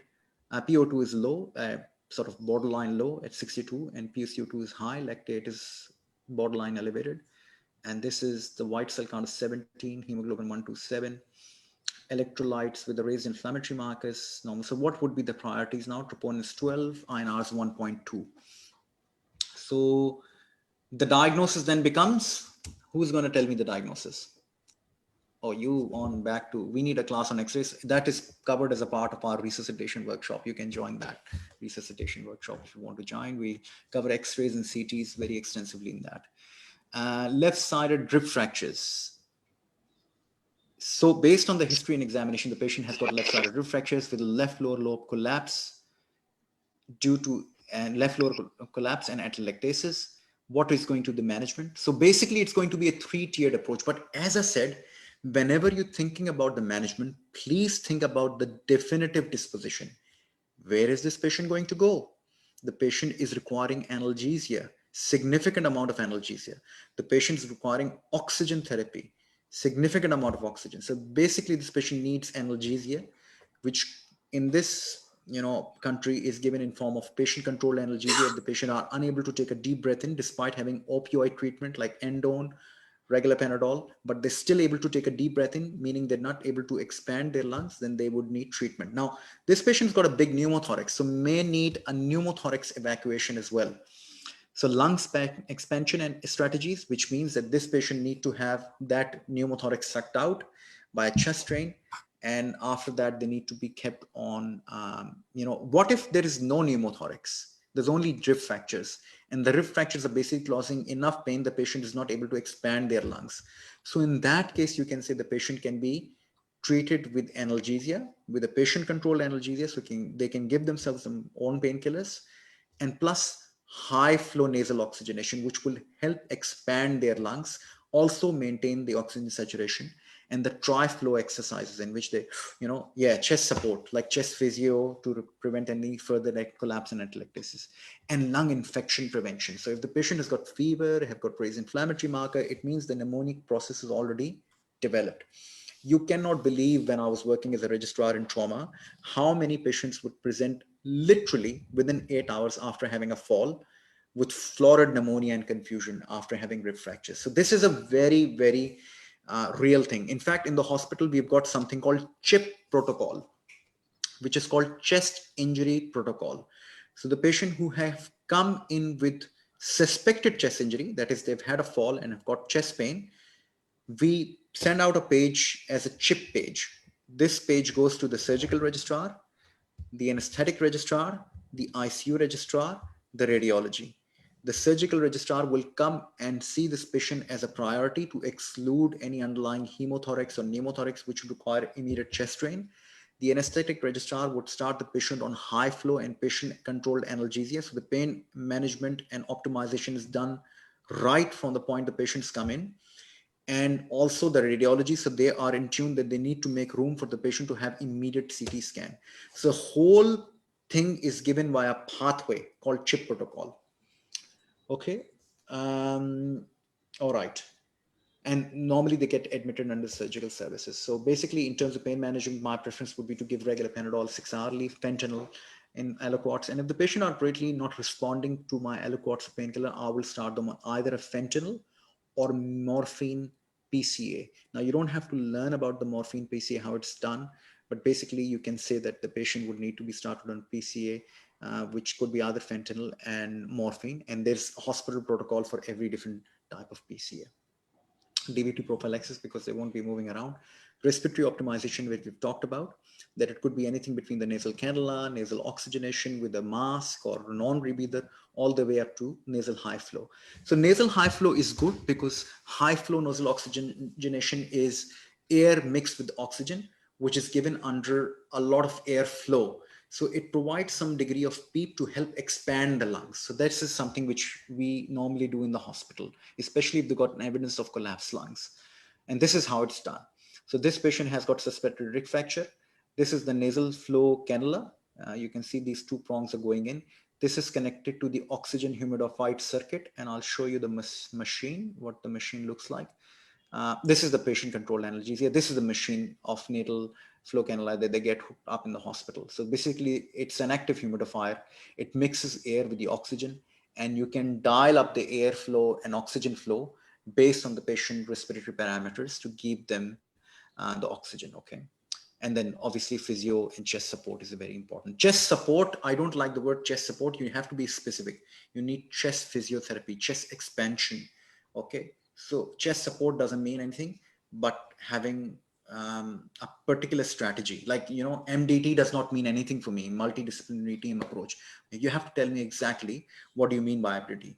Like it needs active physiotherapy. It needs active involvement from the intensive care to keep an eye on the vitals and keep an eye on the oxygen parameters. The patients are not deteriorating. So just make sure that you use the sentences as opposed to words now.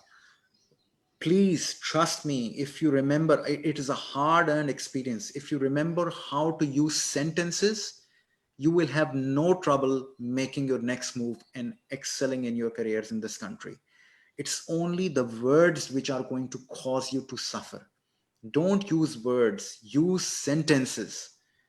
Okay, anyway, moving on. We've referred the patient for an admission.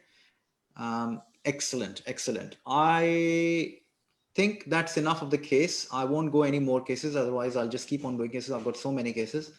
I'll jump on to something else now, and we will talk something about teamwork. All right. This was another case. I'll just quickly fast forward this case.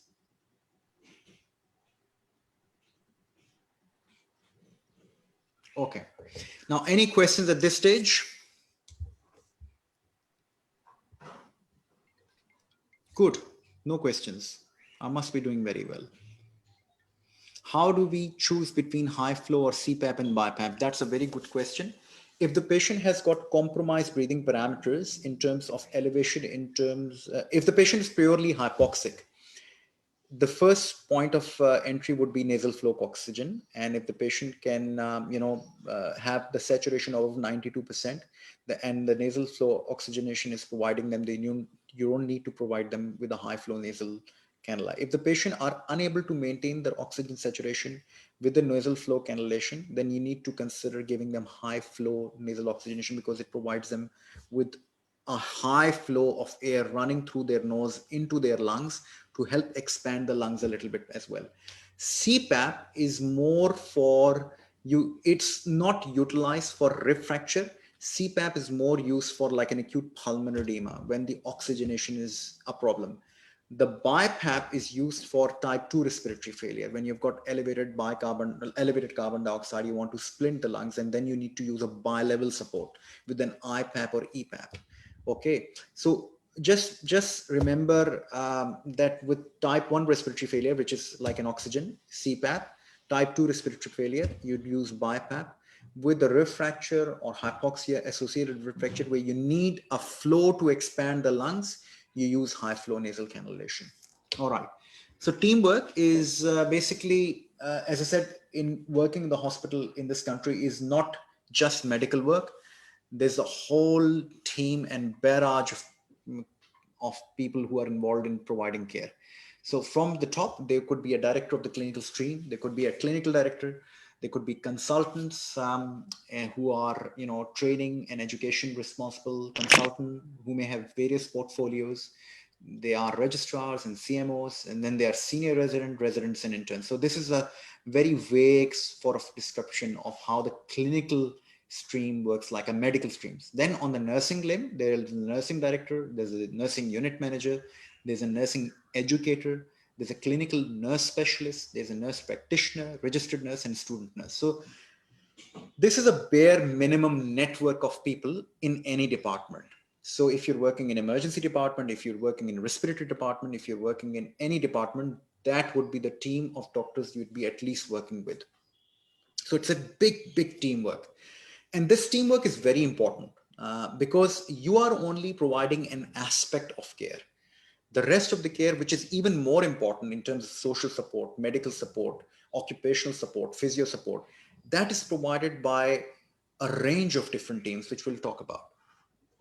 So what are the different teams in the hospital? Now, some of you may think that it's a very boring topic, but trust me, when you go and work in the hospital, you'll be interacting with these people more than you'll be interacting with doctors on daily basis. You'll be interacting with pharmacists, occupational therapists, physiotherapists. In fact, unless and until the patient are cleared by the physiotherapist or occupational therapist or special care nurses, you won't be even able to send the patient back home.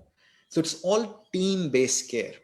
And more you're used to utilizing their services, the better your clinical approach and management would be. In fact, during your AMC and clinical exam, fellowship exams, mention their roles, and you'll have a very well-rounded approach and a holistic approach to whole of the scenario when you're doing your AMC exam or fellowship exam.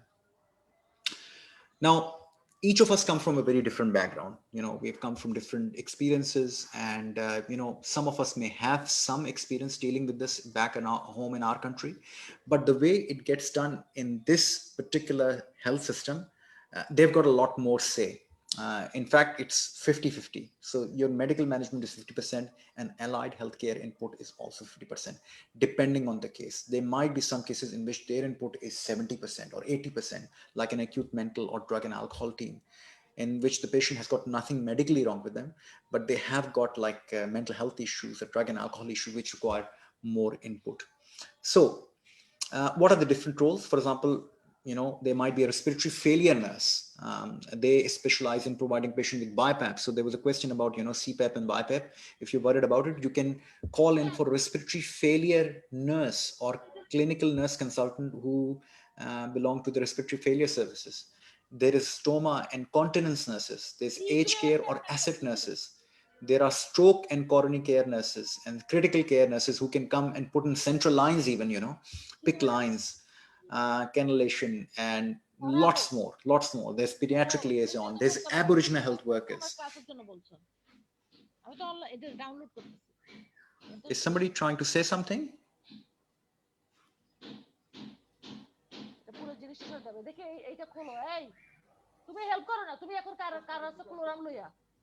Can I get you to turn your mic to mute, please? Can I please get you to put your mic on mute? I think it's unfair to other participants because your voice is completely messing up their experience of learning. All right, we'll move on. So non-medical counselors, interpreters, dietitians, speech pathologists, occupational therapists, physiotherapists, social workers, they are all different types of people. Continence services we've talked about, ambulatory care services we talked about fracture clinic, pediatric review clinics, ENT. So there are also clinics which are in place, like pediatric review clinics, eye and NT, and so these are all other. So basically the whole idea about these allied healthcare works is to keep the patients out of the hospital, to provide them enough support care so they can be very well managed, not only inside the hospital, but also from their home. All right. Okay. So we'll do a case and we'll decide how this case needs to be managed. So 72-year-old homeless man, Aboriginal man, comes frequently to the hospital after getting drunk. Today, he has again been found unconscious in the street after having a drinking binge. He's now inside the emergency department, agitated and shouting. He has no next of kin, no near relative. He's non-compliant with his medication, and including insulin. And after the medical management, he feels well enough to go home. You want to plan his discharge and would like to prevent it from happening in the future.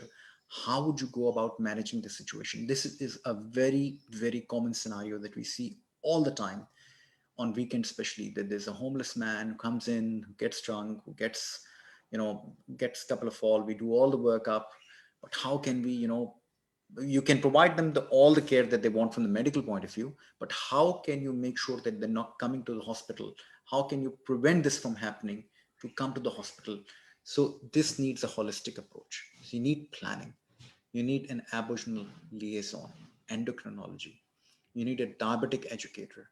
You also need a social worker, drug and alcohol person. You need also need a GP, so they can be a part of the planning of that process. Okay, so it's all a teamwork in which you form a very small component or a key link to that all holistic care. Similarly, for example, if you've got an 82-year-old lady who's come in after having a fall and a right shoulder injury, her x-rays shows that she's got a humeral shaft fracture, and orthopedic team want to manage with a collar and cuff. Now, she lives with an elderly husband. The daughter is close by. The patient wants to go home, but she appears to be in significant amount of pain. Now, how would you ensure that she's got a safe discharge? It's not just managing the fracture. We know that the fracture management is just collar and cuff and pain management. But she is elderly. She's got an elderly husband. If we discharge her home, she may have another fall.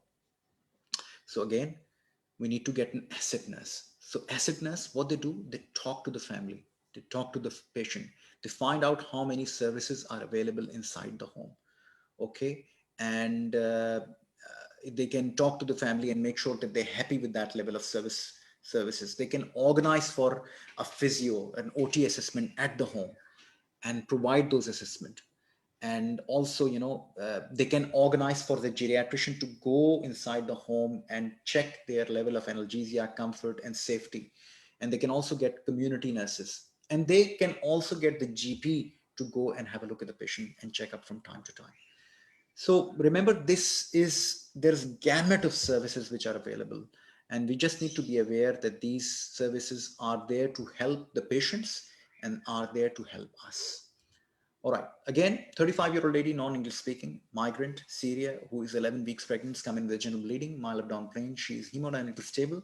Outpatient ultrasound shows that there's a non-viable pregnancy, and the GP has sent her for further management. A very common scenario. We see it almost all the time in emergency department. She's stable. Both bleeding and pain have now improved. You can send her home. The gynecology want her to go home and follow up later with the GP.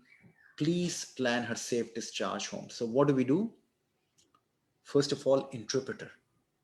She's migrant. She does not speak your language. So we need to get an interpreter. Social worker is also important because she's from a migrant family. There might be some other social issues going on. She might be very remote, regional, marginalized. We need to talk to the GP and migrant health, so that if there's a trigger to an underlying miscarriage, can we do that from the point of view of pure nutrition? There might be domestic violence. There could be other issues which could be reversed, and migrant health can help link the GP to those kind of issues. EPAS clinic, or early pregnancy assessment clinic, for the first trimester miscarriages, all the patients who are discharged from the hospitals, they get followed up. They get reviewed by the gynecologists and midwives and early clinical nurse specialists who can do the ultrasound, who can do the vaginal examination in the following day and guide the patient about the further subsequent process. That, look, you've got suffered a miscarriage. This is what you need to know, and keep an eye on. The bleeding gets heavy. You need to represent if the bleeding, if you had a spontaneous miscarriage and it's completely fine. If it doesn't, these are the alternative avenues to make sure that you don't suffer a harm from this miscarriage. Unfortunately, back where I come from in Pakistan, we see a lot of marginalized communities in remote and regional areas where the miscarriage can often lead to death. In especially villages, the patient may have septic abortions, they may have recurrent miscarriages that can lead to heavy amount of bleeding and catastrophe. All that can be helped here by having incorporated support. All right, I don't think that you have got any questions. I know it's a bit of a boring topic from most, but trust me, this is one of those key things that we don't tend to think about as much, but it's very important. Now, let's just quickly touch base on CV application and interviews. It is one of the things which people ask me all the time, and no matter how much I cover this, it looks like there's plenty of appetite for that and aptitude for that. So very briefly, I'm going to cover some of the key questions and key topics. I'll give you a 2-minute break, and then I'll start immediately.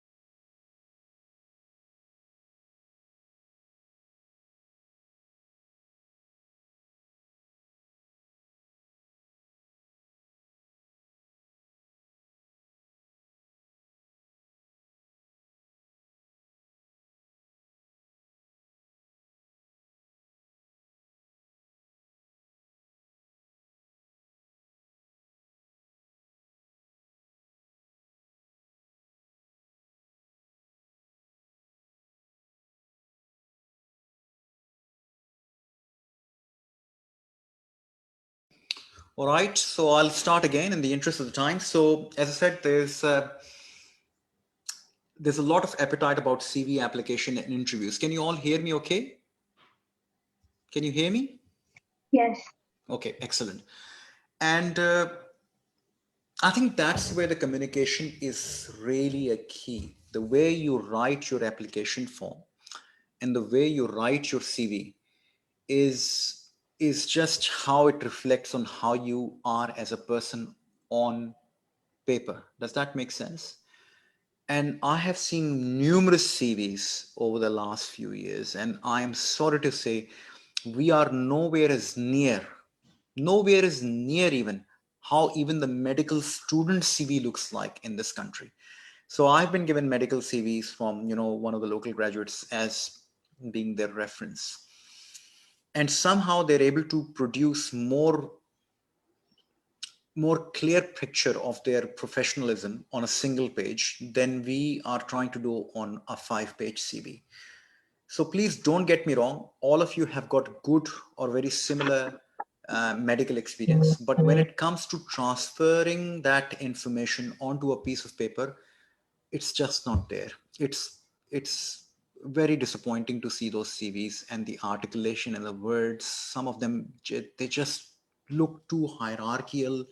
The language is completely so official, which is not really done in this country. And then the people say that, can you please edit my CV? Look, CV writing and a medical application form writing is a process that you need to, it's like a ladder. You need to start this process on your own. You can get a guidance, and after that guidance, I want you to write your own CVs. Version 1. After that, I want you to do version 2, version 3, version 4. By about version 10, your CV or application form will start looking like some of you, because I'm pretty sure that you've had a very good experience back home from where you come from. But that experience just not translating and transcribing onto your CV and application forms. Anyway, without further ado, what are the prerequisites of application forms? So application forms are universally now required as a part of the recruitment process.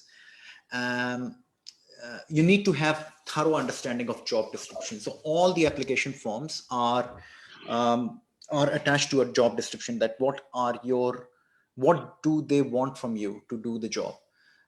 As a general medical officer, you are there to clerk the patients, you take to take bloods, you take to take history, plan the discharge process, discharge summary, liaise with the teamwork, as we've just talked about, liaising with the OTs and physios and special services and clinical nurse consultant, what have you. This will all be part of the job description. Now, in an application form, it's like an exam. You need to find the aspects of your experience and link them to their job description. If you work back home in wherever country you're from, or you liaise with different forms of team, you need to make sure that you come and say that. You need to make sure that you understand the organization of the department, like while the department is like, it may have like a very big structure with number of different consultants and nurses. It may be a small department with only one consultant and one intern, and you might be a resident or the only resident in the entire hospital. So you need to understand the structure and the services the department do. All right. I don't worry about how competitive the position is. It does not really matter that much. If you are true to your experience, true to your application form, and you have gone through your application form, you don't have to think about what the, uh, if there is one person applying for that job or 10% applying for that job. What matters for you is that I'm applying for this job, and that's what matters for me. All right. What are the prerequisite? Read carefully the job description. I would emphasize it over and over again. All the answers are there. All the clues are there. You need to read it over. You need to have to go and do a bit of research. You can often find and jump on the web and find if there's any hospital website. Most of the hospitals in Australia or in any part of the world, they've got their own website. The departments may be doing something in particular more exciting, more noteworthy in the field of dementia in terms of prevention of falls risk. If they're elderly department, the geriatric department, they might be doing some sort of novel satellite immunotherapy or transfusion therapy or satellite, renal replacement therapies, okay, like dialysis. So just find out a little bit more about the department, because you might be surprised. This is something which is completely links up with your previous experience. All right. As I said, we need to find out about the organizational layout. We need to find out about who is already working there. You can call the department and the residents who are working there to get a bit of an idea. But often this is done once you're shortlisted, not before you're shortlisted. Otherwise, it may count against you. Now, also think about what can you offer. The questions are laid out in a way in which they are there to extract your clinical experience, your academic experience, and your communication. So just go through your own experience and see if you can answer those particular questions in a way that they need to be answered. All right. So as I said, that please read the application form, put yourself in their position and ask yourself, how would you like yourself for this question to be answered? If you are shortlisting someone, would you shortlist that person based on the answer that you've got in front of you? Okay, so think about it. All right.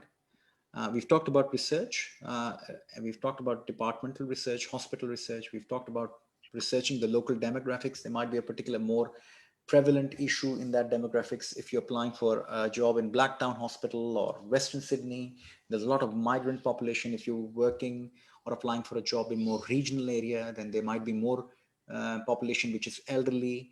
So just try a little bit of demographic research. So that can give you an application a little bit more edge. And it makes more sense. It creates more validity to your application form. It's more dynamic rather than a very generic and bore application that you're reading. All right, this is just one of the application forms at one of the hospitals here. And all the questions on all the application form, trust me, right from the intern level all the way up to the consultant are exactly the same. There might be one questions here and there a little bit tweaked out, but generally most of the questions are exactly the same. All right, so I'll jump on to the questions first. Okay, question number one. This is a question which gets very frequently asked is question number one, MBBS or equivalent currently registered are eligible for registration with Medical Board of Australia. Now, you may write only that I'm registered, I'm MBBS, and I'm eligible for registration based on the fact that I've done AMC Part 1, AMC Part 2, and as soon as I get a job offer, I'll be registered. Most of the candidates will answer it exactly in that same way. Hi there. Hi, Simon. How are you? I'm good. Thanks. How are you? I'm good. Thank you. Okay, let me share the screen. Can I just get you to mute yourself, because I'm just getting a conversation between Saima and someone. All right. Thank you.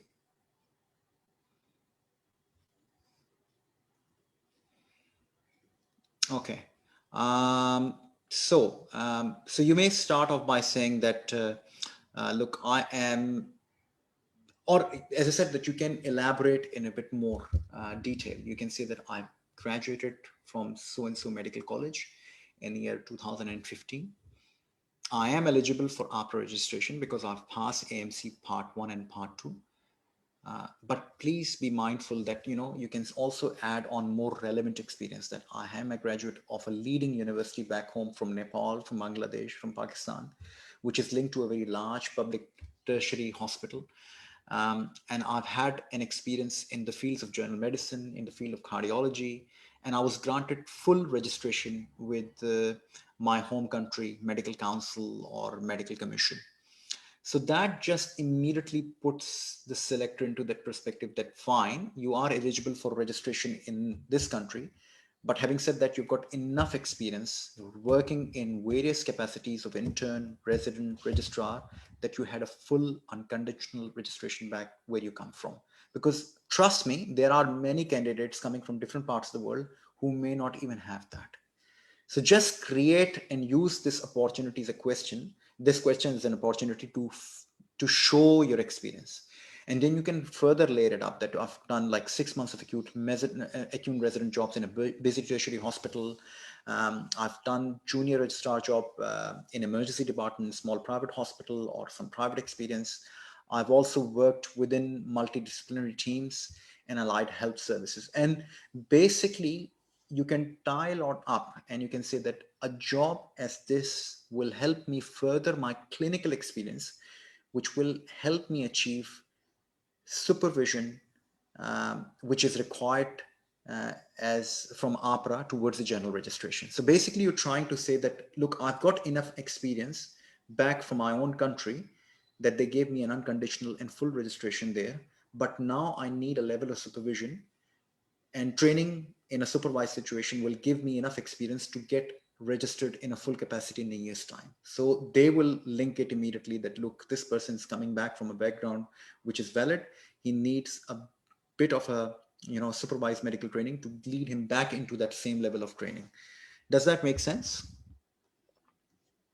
So you can basically utilize this question and talk about this question in a more elaborative way, which will go more in your favor. All right, moving on. So as I said, okay, question number 2. So this question is about demonstrated ability to work independently within a supervised clinical environment and using excellent clinical skills, judgment, and expertise. So this question, what is it asking? You have to ask yourself. It is asking you whether you can work independently, or if you need to work in a supervised clinical environment, what is your level of expertise in terms of medical knowledge, in terms of clinical experience? What clinical skills have you got, like procedural skills, communication skills, and what is your clinical judgment? Like, are you capable of identifying the severity of a problem? Like, if you are faced with a very, very sick person here, what would your response be? What would anybody's response be? So say, for instance, if you receive a patient in a small regional hospital while you're working, and there's a patient who comes in acute shortness of breath with blood pressure which is only 60 systolic, what are your first response going to be? So the expected response for a junior medical officer would be that I'd immediately ask for help. But here is where we often make mistakes, that I'll put the oxygen, I'll give this, I'll give furosemide, I'll get Lasix, I'll get fluids and all that. And you make the whole ethos of question completely twisted. The question is more about recognition of a serious illness and then asking for help, because the whole health system is based on hierarchical of health, of help. You need to ask for help from more senior level person. So just be mindful that different questions are designed in a way to ask you what is your response going to be when you're faced with a crisis situation. And one of the beautiful response that I've come across recently reading one of these experience form, that look, there was one resident who said, I was working in Pakistan in a public hospital, and we frequently on medical on call, and that on call involves assessing patients. We used to assess 10 or 15 patients at times on our weekend calls. At that point, we needed timely discussion to initiate the medical management plan with our consultants to prioritize, general and critical care beds in our wards. Often the patients were admitted directly to the ward after initial stabilization in ED. But once I was working, and that's the other thing, whenever you're answering a question, please reflect that answer with an example. There is no point on writing half a page of word response, but there's no example there to substantiate that claim. So, one of the examples was that I once received a patient who was a young man with extreme respiratory distress. It looks like he's got an acute asthma from an underlying infection, like the trigger was a pneumonia. I tried to reach my senior registrar, and we initially discussed the managed plan over the phone. And I initiated the managed plan with the combination of bronchodilator, steroids, and early antibiotic therapy, which helped save that life because there were no beds available at that time in our ward. So that shows that you are able to recognize the patient was very sick. You were able to consult a senior level help over the phone because the registrar was busy, perhaps in the ward or with other patients somewhere else. And based on their combined discussion, you were able to administer that life-saving treatment in the emergency department. Now, that may not happen exactly in this hospital system, but let me tell you one thing for sure. When you're working in a hospital system in Australia, this is exactly what we are doing every day. You're talking to consultants, you're highlighting your concern. I've just reviewed an elderly patient who's come in after a fall. I'm worried about her because you know, she's got a low blood pressure. I'm suspecting that she has got, you know, an internal bleeding. I've just seen a patient who's come in fever, she's tachycardic, and I'm suspecting that she's got septic shock. So this question is exactly asking you that. Demonstrated ability to work independently to assess those critical care issues within a supervised clinical environment using excellent clinical skills, judgment, and expertise. It does not want you to go and be a cowboy and manage everything and everything from, you know, A to Z. It wants you to recognize a potentially unstable patient and act on that instability by, you know, making a noise about it, getting a senior supervised help. I hope it understands, and you know, you are able to understand this um, example, and you're able to, you know, revisit the situation with your own personal example and reflect on that one. So independent decision making in supervised clinical framework, safe decision by broad consulting for a challenging clinical problem. So lots of communication is there, lots of discussions are there, which this question are. And if you're not answering that question in the way that we've just talked about, you're not going to get points for that question, and you're never going to get shortlisted. And that's what I'm seeing. The people are not getting shortlisted because they're not answering the question. The question is judging you for a communication from a safety point of view, from the communication point of view, for the discussion point of view, and you're not really addressing that. All right. Okay. Moving on. About the CVs. Now, basic principles of the CV, please just be mindful that your CVs should be 3 pages or less. Also have your CVs well laid out. Well laid out. There should be spaces. I've seen some of the CVs, they're so, you know, busy looking, like there's name and there's personal qualification, there's professional qualification, there's experience, and all of that is done on a single page. It looks so busy. It's very difficult to keep, you know, tags with what you're trying to portray yourself. So make sure that your CV is appeasing to the eye. It's, you know, it looks good. When somebody opens up your CV, I can easily rate, fine, this is the personal information. This is the, you know, professional qualification. And this is the first clinical experience that they've got. If you got more Australian clinical experience, then mention that on the top.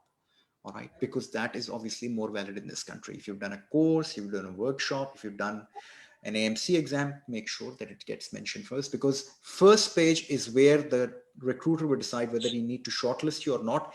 Anything else would just make their argument stronger for you or weaker for you. So first page must be 100% spot on. All right. Essentials, I often take about page 1, personal details. Page 1 also should have your small personal statement. When I say small, often a 2-line or 3-line. It should not be a complete, you know, four, you know, sometimes I've seen a cover letter or personal statement like 5 or 6 lines, which is just so boring and so generic that I don't even want to go through it.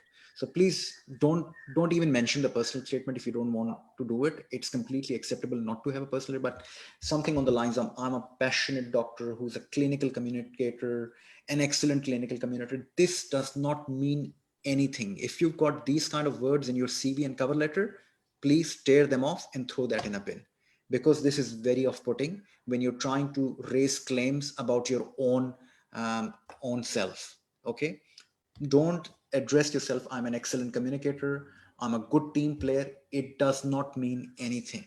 This is not a personal statement.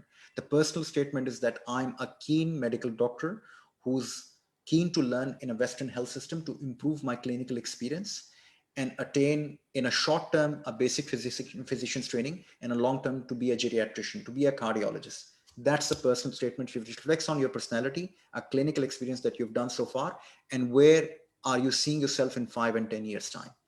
Okay, everything else is incorporated. Your communication skills is incorporated as that part of the personal statement.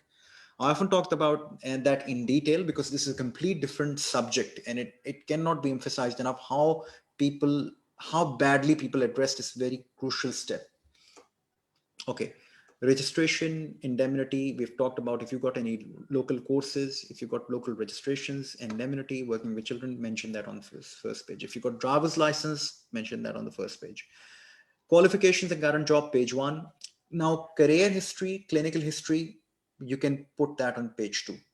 Okay, because often it can be lengthy. Now, whenever you're mentioning, previous work history on page 2, just make sure that you mention like which hospital that you worked in, what was the nature of that hospital. Was it a tertiary teaching care hospital? Was it like a primary or rural or regional hospital?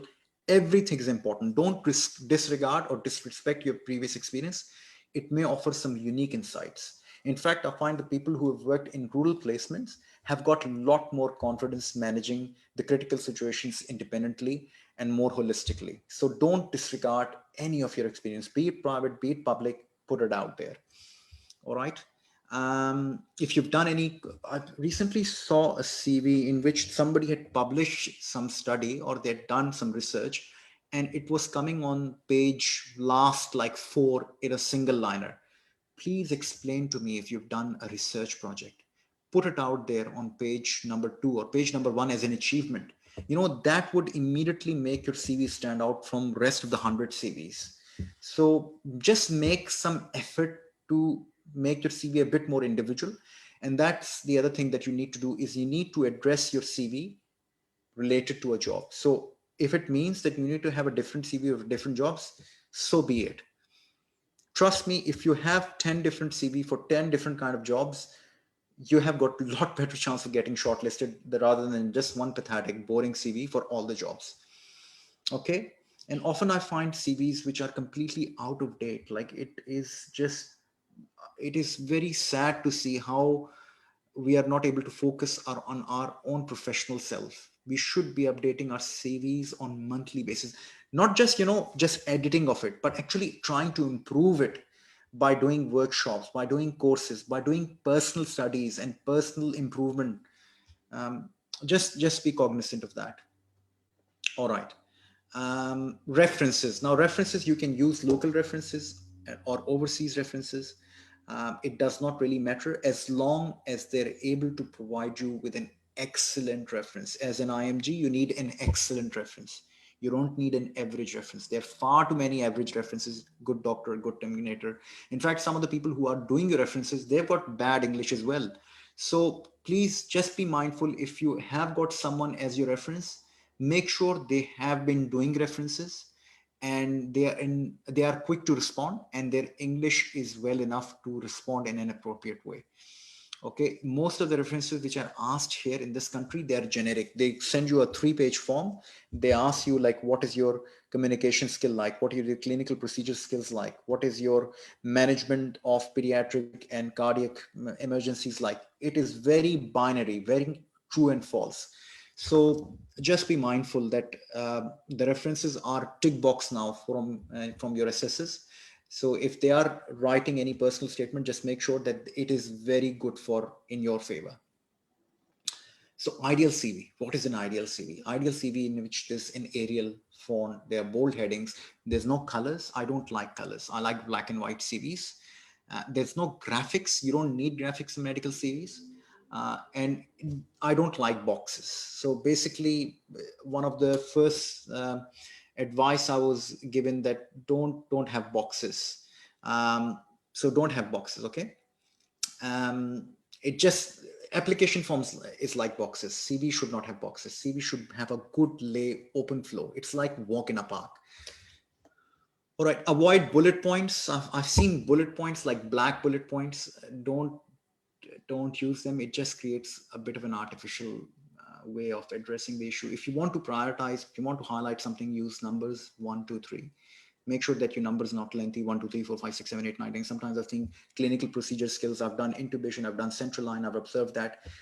Why can't you just make a more valid point is that I've got critical airway skills and resuscitation skills.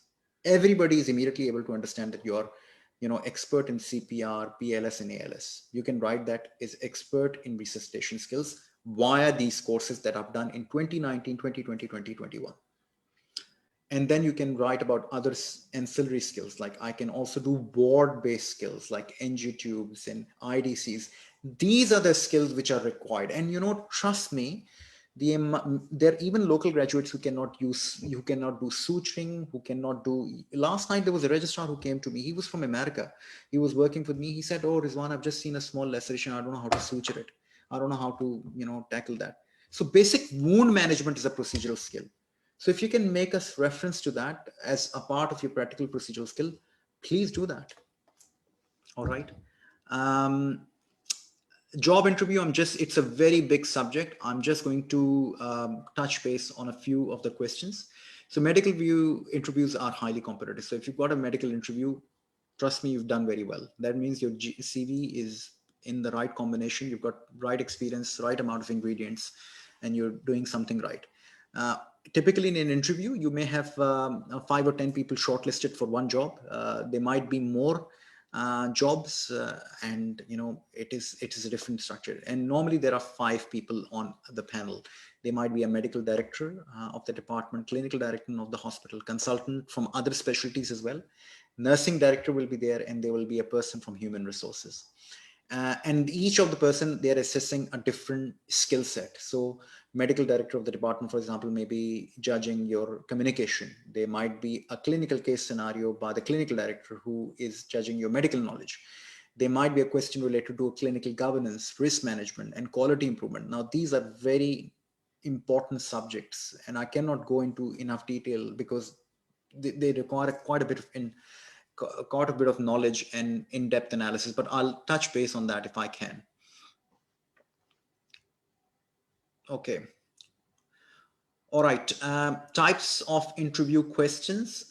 Describe yourselves. I don't get that question. If somebody's asking you to describe yourself, I think this is very cheeky. They should not be asking these kind of describe yourselves or what are your strengths and weaknesses.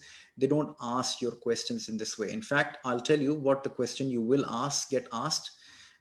So first of all, I'll go through some of the important things. So in terms of preparation for the interview, just make sure that you go through your application form and your CV, okay? Because all your questions are going to come from that. They're going to pick up on your responses because they like your responses, and they're going to quiz you further. Or you mentioned that you worked in a small hospital in which you were involved in running a service like a blood bank service. Can you tell us more about that? I think it goes on showing that you've got significant clinical governance skills like risk minimization and what have you. Can you tell us more about that? Oh, looks like, there is a complaint made against you. How would you address that complaint? So they are very practical. The interview questions are more practical. They're not generic. So just make sure that, you're gone through your interview, like medical application process a few times. So when they pick up on those specific topics in your application form, you're able to give them a bit more detail. Okay. So think of 4 main areas: communication, medical expertise, competence, and clinical governance, quality improvement, risk management. So communication is important. Like what you're talking to them, it should be clear, it should be concise, and it should be confident. You don't need an accent, you need clarity, and you need pace. Make sure both of them are there. Medical expertise, like your clinical knowledge. Now, if you've passed your AMC1, if you're preparing for your AMC2, that will give you enough armament to deal with any JMO level question. It's just a matter of prioritizing your response. It should come across as a response which is very good response.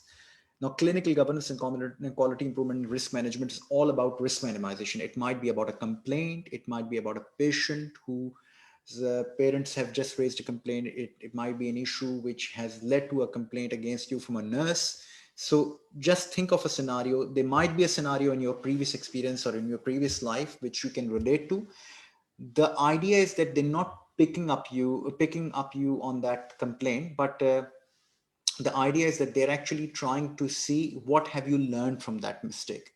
So just make a response. What have you learned from that mistake, and how can you minimize that sort of an issue if you're faced with similar circumstances? Okay, now practice interviews are practical. Okay, so practice with your friends, practice with your husband, partners, wives, whoever you have got, even if they are non-medical. It is just, the ability to speak in front, as I'm speaking right now in front of you. I have got none of your pictures in front of me, but I'm just speaking to my computer. So even if you've got a mirror in front of you and you've got like some way that you can just get comfortable, just do that. It's a practice-based assessment. Please do that. Now, in fact, you cannot find anyone, practice with the mirror. Okay, record yourself and you'll get an immediate feedback. When you record yourself, you'll see, oh, my body language looks so awkward. I'm chewing my lips too more. I'm blinking too much. I'm slouched up. Oh, my face is half blinded by the lack of light. So just make sure that all of these adjustments are there and you can easily come across finding about them by recording yourself. But remember, there's no substitution by providing good, clear, concise answer as they wanted. And the simpler and more succinct and more clear you are, the better your interview is going to be. All right, I'll just jump on to some of the important question. One question that will get asked to you in every interview is, okay, so basically, as I said, be truthful, be honest, and don't put on an accent. Okay, so this is the question that you'll definitely get asked, regardless of whether your interview is for an intern, resident, registrar, consultant position. That Dr. Rizwan, can you please tell me why have you applied for a resident medical officer position at our hospital? And what skill set do you have to match the job description? This is going to be the first interview question. And this is perhaps the only question where all of the interview panel will decide unanimously that should you be given job or not, if you're performing well at that question. And remember, this question is your showcase question. You can really show yourself off in terms of your communication skill, in terms of your past medical experience, in terms of matching that past medical experience to your current job description for which you're interviewing right now. All right. So you can start off by saying, look, I want to complete my medical training and I'm aspiring to be a very esteemed respiratory medicine or geriatric or emergency medicine specialist. The job that you've advertised offers not only essential core supervised medical training, but it also offers excellent learning in terms of professionalism. So for example, if you're wanting to be an emergency physician, and I'd say that the hospital has a busy emergency department, it offers a good case mix of both adult and pediatric emergency medicine. So basically, I'm trying to make a point that I've researched about your hospital, I've researched about your department, and I particularly enjoy providing team-based care, because when I was working back home in Pakistan, I enjoyed working a part of a team in which we were working as a team of registrars and consultants. We were managing patients as acute surgical team, acute medical team, acute neurosurgical team. And I think the way that your department is organized is exactly what I'm used to before. So basically, you're linking up your previous experience to the current job.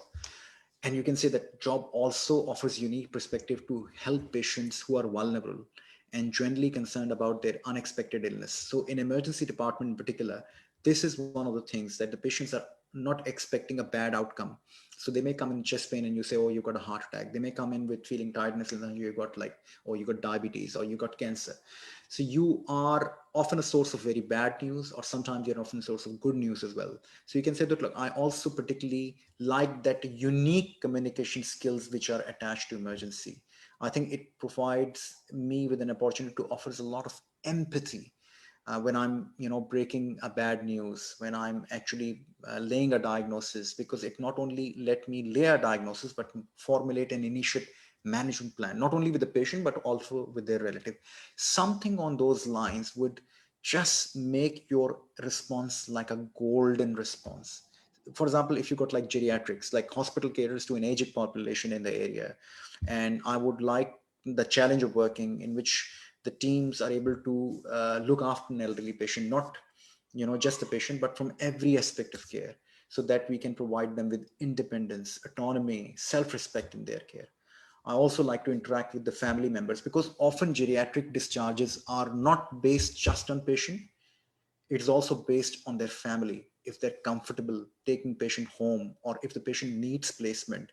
If it needs placement, what level of placement? Is it going to be a low level care nursing home or high level care nursing home? So all those kinds of things you need to pen it down. The whole interview process is just a very bi-directional flow of information. Okay. So as I said, this is something which we need to completely practice a few more times to get a better idea about how you can address particular questions. And almost the first question is going to be a deal breaker for you. So just practice a few more times. Make sure that you're able to link and give an example. So if you're able to link your previous experience with an example, I don't know why we are so shy. Like I talk to people and they're so shy about, I have to literally get someone to talk to me. I was just doing this Liverpool Hospital emergency focus workshop, and I was addressing this question that, can you tell me about, your previous experience, which it relates to the current job description. And there was one very shy Nepalese doctor who gave me an example that every one of us just were like super impressed. He said that, look, in one case, we had near to our hospital, there was a bus accident and there were multiple casualties, and that our emergency department was very small. And when we received this influx of all these casualties, we just went into a disaster mode and managed those, especially working as a team. We were able to prioritize them, like who are the most sickest, who are the most severely injured. And I said, look, this is just a beautiful way. If you are able to tell me this example, and if you're able to say that in your interview as well, you are, by God, you're guaranteed a job for life. So look into your previous experiences. You are doctors, you are people who have got like 12, I still maintain, in 12 months of experience as an intern in Civil Hospital Karachi, I learned that much of medicine that I probably did not learn in 2 years in my UK experience. Because the population was just too much, the hospitals were big, and unless and until you've got completely your head buried under the sand, I'm pretty sure you've all got experience. You just have to write it down, and once you write it down, it'll come to you. So, you know, um, also the other thing is that you need to find ways to improve yourself. Don't forget, your journey is an ongoing struggle. There are various forms of improving yourself, like online workshop and courses that you can now attend in person wherever you're living in Australia or whichever part of the world. With now easing COVID restriction, you may be able to access more and more courses. Think about that as your investment, because if you're not doing that and somebody else is doing it, you're going to get disadvantaged, and this is very clear. And I often talk about my own personal example. I had to invest so much time and effort into courses and exams before finding my first job. So just make sure that you are able to put in an effort um, in terms of improving your CV. Improving your CV is not just editing it, but actually updating it with more refreshed resuscitation courses, more refreshed communication talks and skills. All right. So look, at this stage, again, I'm going to highlight with this platform, we are offering medical communication skills workshop. We're doing medical resuscitation workshop. We're also doing medical job application, CV and interview skills workshop, plus medical documentation workshop. So all of these workshops I've thought over and over and over and over again. And I've thought like, what are the key things which are important for all of the IMGs, and this is what I can think of. And pediatric workshop as well, obviously we're doing it. And all of our faculty is like, for the clinical all of these workshops have, mind you, all of these workshops are free for the clinical orientation program, that 8-week clinical orientation program, which has got 100 hours of CPT, which is completely recognized by APRA, RSCGP, or whatever professional college that you recognize or trying to seek your CPT hours from. We got a good faculty. I'm on this course. Yasir is on this course. Wasim is on those course. We're all IMGs. Our last cohort were like amazing. So like they were able to learn a lot from us, and we were able to learn a lot from them. So it's important to enroll yourself in a course, even if you don't want to enroll in my course, somebody else's course which is similar to that. In our course, it is 8 weeks. Next course is starting 9th June, goes on to 9th of August. You can register. Normally our classes are 2.5 to 3 hours. You can register through emergencyfocus.net/clinical orientation. We basically do exactly what we've done, but in a lot more slow and organized way. We do medical board rounds. We basically got about 60 to 70 most common clinical cases that we see in the hospital. And then we do 3-hour session, and we do 3 sessions per week. And we do grand rounds in which we ask you to present a case, which is so important. And last batch participants enjoyed it very much, is that they are able to, do a case presentation from previous experiences. So this is a part of the requirement of, just give me a second.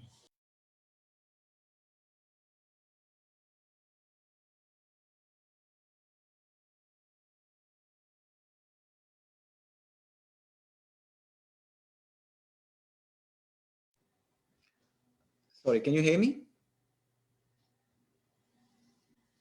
Yes. Okay, all right. So yeah, we got all of our participants to present their own cases in terms of grand rounds. So they shared with us an interesting case from their previous experiences from Bangladesh, from Nepal, from Sri Lanka, from Pakistan. And it was just so good for them to present these cases before all of us.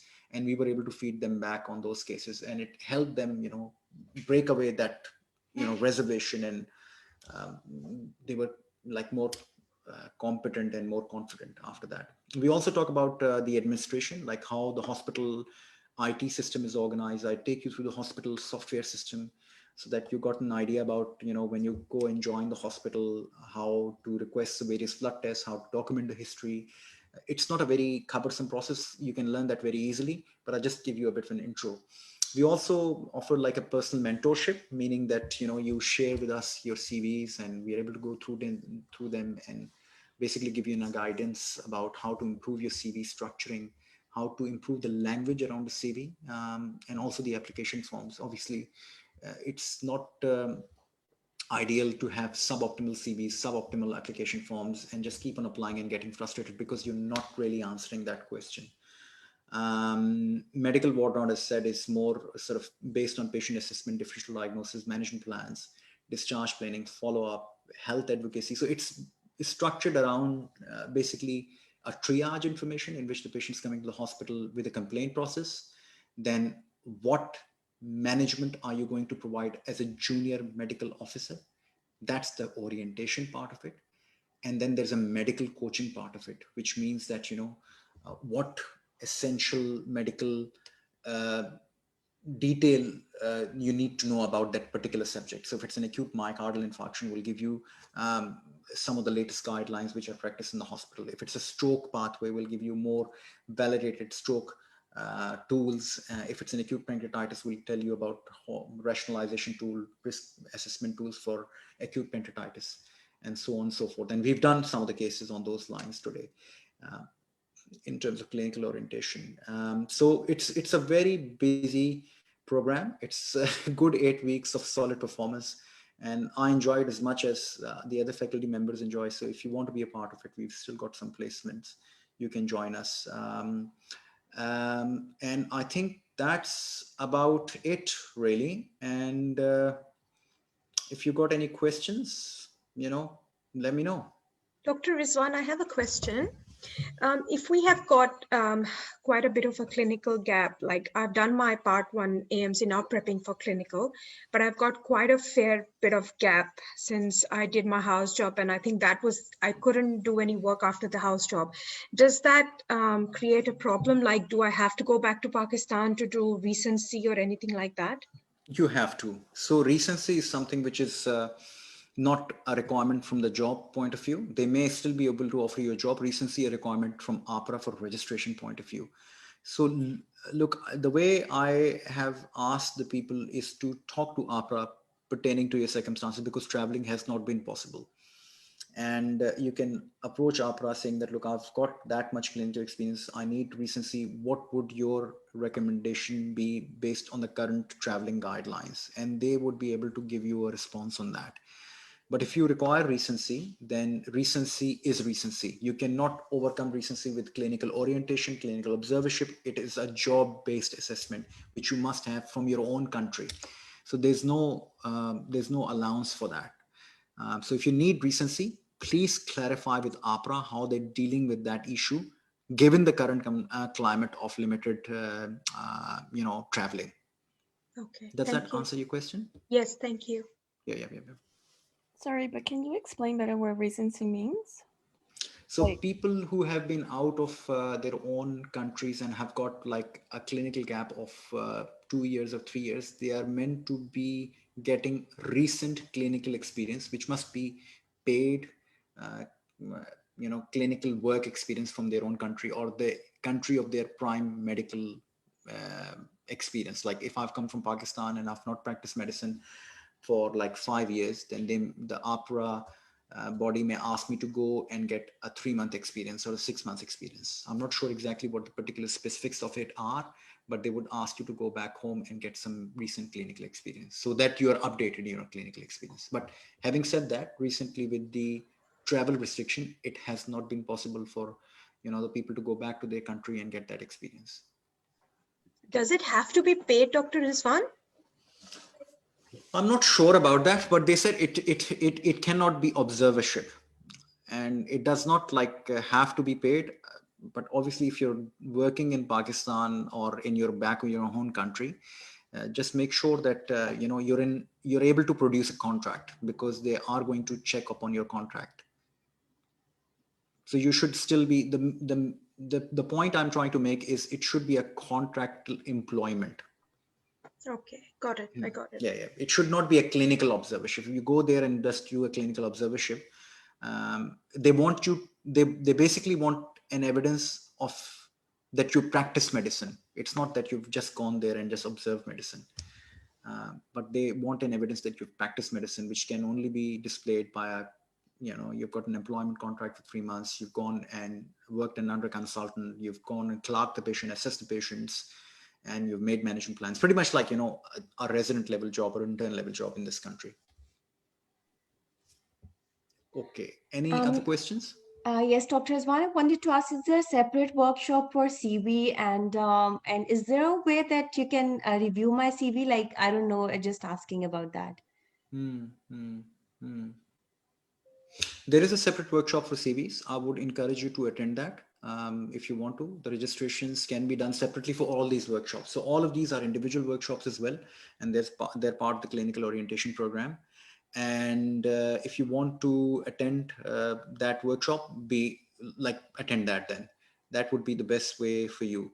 In terms of providing an individual assessment on your CV, it is very difficult for me to do that, because obviously I'm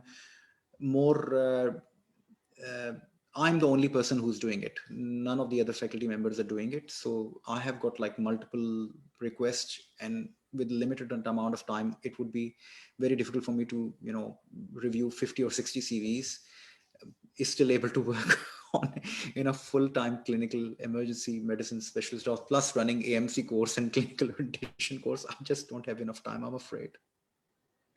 I agree. Thank you so much. Thank you for answering. I'll register for the workshop. I just wanted to know if there is a way that you're reviewing individual CVs or not, but that's okay. I would like to. I would honestly like to. You don't get disheartened. But the thing is that often the limitation, people often commit themselves to the things which they cannot offer.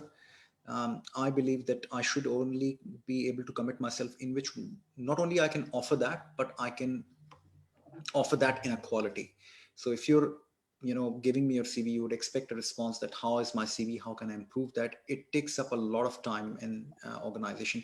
But please attend the workshop. In terms of medical application CV, I'm pretty sure most of your queries will be answered 80 to 90% in that workshop, and then based on that you can improve your CV, and if there's still something, you can let me know. Thank you so much for your answer. And one more confusion I have, that you mentioned that in your career goal statement, did you say, because I couldn't hear that part, did you say that you shouldn't mention words like I have excellent clinical skills or excellent communication skill? Did you say something like that? Sorry, I missed that part. Yeah. I did, yes. So you should not use these words which are adjectives towards your own personality. Like, I am an excellent team player. I have superb communication, verbal, written communication skills. These are not making any point. They're just self portraying and self appraisals, which don't have any evidence backing and no clinical validity. So basically, your written communication skills are your application form, which you're filling, or your CV, which you've displayed there. So that is an evidence of your written communication skills. Your interview would be an indicative of your spoken communication skills. So merely highlighting that I'm an excellent team player should be reflected by virtue of examples in your medical applications or medical CVs. So don't write superlative statement adjectives glorifying your personality. I've only learned that a very hard way because I used to use these kind of sentences when I was a very junior doctor. But then I start seeing the CVs of the consultants here, of the residents, registrar, and even interns here, and they were so cautious in using these adjectives glorifying their personality. In fact, I was saying that, look, your CVs are so excellent, with so much experience over in Southeast Asia and South America and Africa, working with Médecins Frontier, but you don't highlight that I'm an excellent, compassionate human being or anything like that. Why is that? And they said, look, our experience is an evidence to that. We don't have to highlight that by virtue of our words. It is just very cheap and tacky. And that's why I now recommend all the IMGs, please don't use those words which are self-glorifying. Let your experience speak in that aspect. Does that answer your question? Thank you so much. I got that part, but sorry to ask that again. But I just wanted to ask that besides writing that what my career goal is, like I want to be a consultant, a cardiologist, or whatever I want to mention, what else that can I mention in the career goal statement then? So I often advise, and I would like you to focus on that. What are your medium term goals, which are next 5 years, and long term goals? So the medium term goals for most of our IMGs are to complete the training. It could be a GP training pathway, it could be a medical training pathway, or critical care training pathway, or surgical training, whatever. That's your medium term goal. The long term goal could be that you are passionate about medical education, like I am passionate about medical education, IMGs, and conferences and workshops. You can reflect on that. You might be passionate about research projects, and you may reflect that, look, I've done a bit of research, data collection back home in my country, and I've really enjoyed that aspect of healthcare, and I would like to continue maintain my interest in research and publication. You may have interest in something like, there's so many subspecialties in every field now, like emergency is like toxicology, medical education, and clinical administration, risk management. Cardiology is preventive healthcare. GP has got further ramifications like women health, mental health, and pediatric health. So you can think about an area which really layers up your professionalism with something more meaningful, and only you can think about it, what personally motivates you in that regard as a long-term goal. So think about as at an immediate goal, which is trying to get that job, short-term or medium-term goal of to completing a training, a supervised medical training in GP, emergency, surgery, medical, whatever, and then a goal that you feel passionate about: medical education, research, community well-being, preventive health care, and whatever. Thank you so much for your detailed answer. I'm really grateful. I had a question. I had two questions. Question number one, recently I received an email from AMC saying that they are going back to online as well as face-to-face. I have enrolled for the course, so I just wanted to know, like, now that they have come back to the old format, so which is a preferred one, and secondly, how the classes would happen, what to choose and how to go about with that part. So you are asking a question in regards to the AMC exam, whether it's an online exam or an in-person exam. So I got an email saying that they are going to have both, so the online as Exactly. well as the face to face. But I have enrolled with you, and that's going to be online, right? So I wanted to know, like, what should we choose? And suppose because the course that you're offering is online, and if we choose face to face, how would you like manage both, and how would the teaching happen and things like that? Very good question. Look, most of the exam assessment or most of the learning from the exam can be done easily in an online format. Let me be very clear about that. Recently, I've seen an example from the GP exam, from the emergency fellowship exam, where I was teaching on emergency fellowship course. We were able to incorporate 80 to 90% conceptual learning and concept building pathways through our online structure in those fellowship programs. So there is a very little doubt that if you're choosing an online course, even for your in-person exam assessment, your learning will not be compromised. Number one.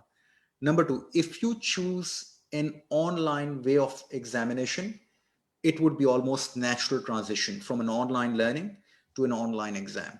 All right. So I would still advise that if you've got a facility of going online versus in person, choose the online one, because currently we're not 100% sure. There's a case outbreak and then everything goes into a lockdown. At least you'll have that peace in mind that my exam will not get compromised, and you will not have that frustration of canceling at the last moment all the travel plans, the hotels and quarantine and what have you. So have online predominantly now, while we're still transitioning towards the normalcy of life. And hopefully with once the restriction are easing and they are frequently holding an in-person exam, you get better idea. Then the in-person exam might be better suited for the people. But I think online exams, I personally like them, and I would advocate for everyone to get an online, because it's more about how you speak and communicate. And I think it's so important that when you've got a structure in your mind and you can speak that structure and speak it clearly, it's very little that you can fail on.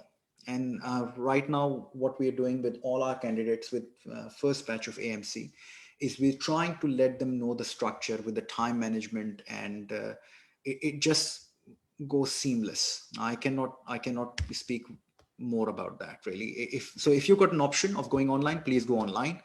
At this scenario, that would be the best way of approaching the exam, and got better chance of passing that. Trust me on that. My second question, so the notes and recordings, like how will that happen? Like, because at presently we've just cleared our exam, so we haven't got into the whole exam like studying phase yet. But so we might, like, how will the class slides or material be? And also because usually I have like seen some classes, like they go for Monday to Friday, like from 9 a.m. to 5 p.m., which is like 8 hours a day. But this is going to be like alternate days, only 3 days a week. So will we be able to finish everything, and whatever we study, will that be sufficient for us to clear the exam? Sure. So the way we have structured the course is about the framework of the topic. So the most commonly asked questions and scenarios in the exam, plus related to those scenarios, where you'll be able to draw the similar scenario. So no course will cover you for anything and everything, even if they're going on for the entire 6 months for 8 hours a day. They will not be able to cover everything and anything. And if they are covering, your level of absorption will be very limited. I particularly question for the online way of learning, which goes on for more than 4 hours. It has now been proven by evidence and research that any form of online learning more than 4 hours and 5 hours, you stop learning because you get exhausted. So the way that we have structured is that we'll give you a particular scenario. For example, if you're talking about, like, there's an 18-year-old girl who's come in complaining of abdominal pain and a PV bleeding, then we will cluster that topic with PV bleeding, abdominal pain with related to miscarriage, with related to vaginal examination, or vaginal infections, with related to other obstetric complications. So you're able to formulate a framework to deal with most of the common AMC scenarios in that cluster.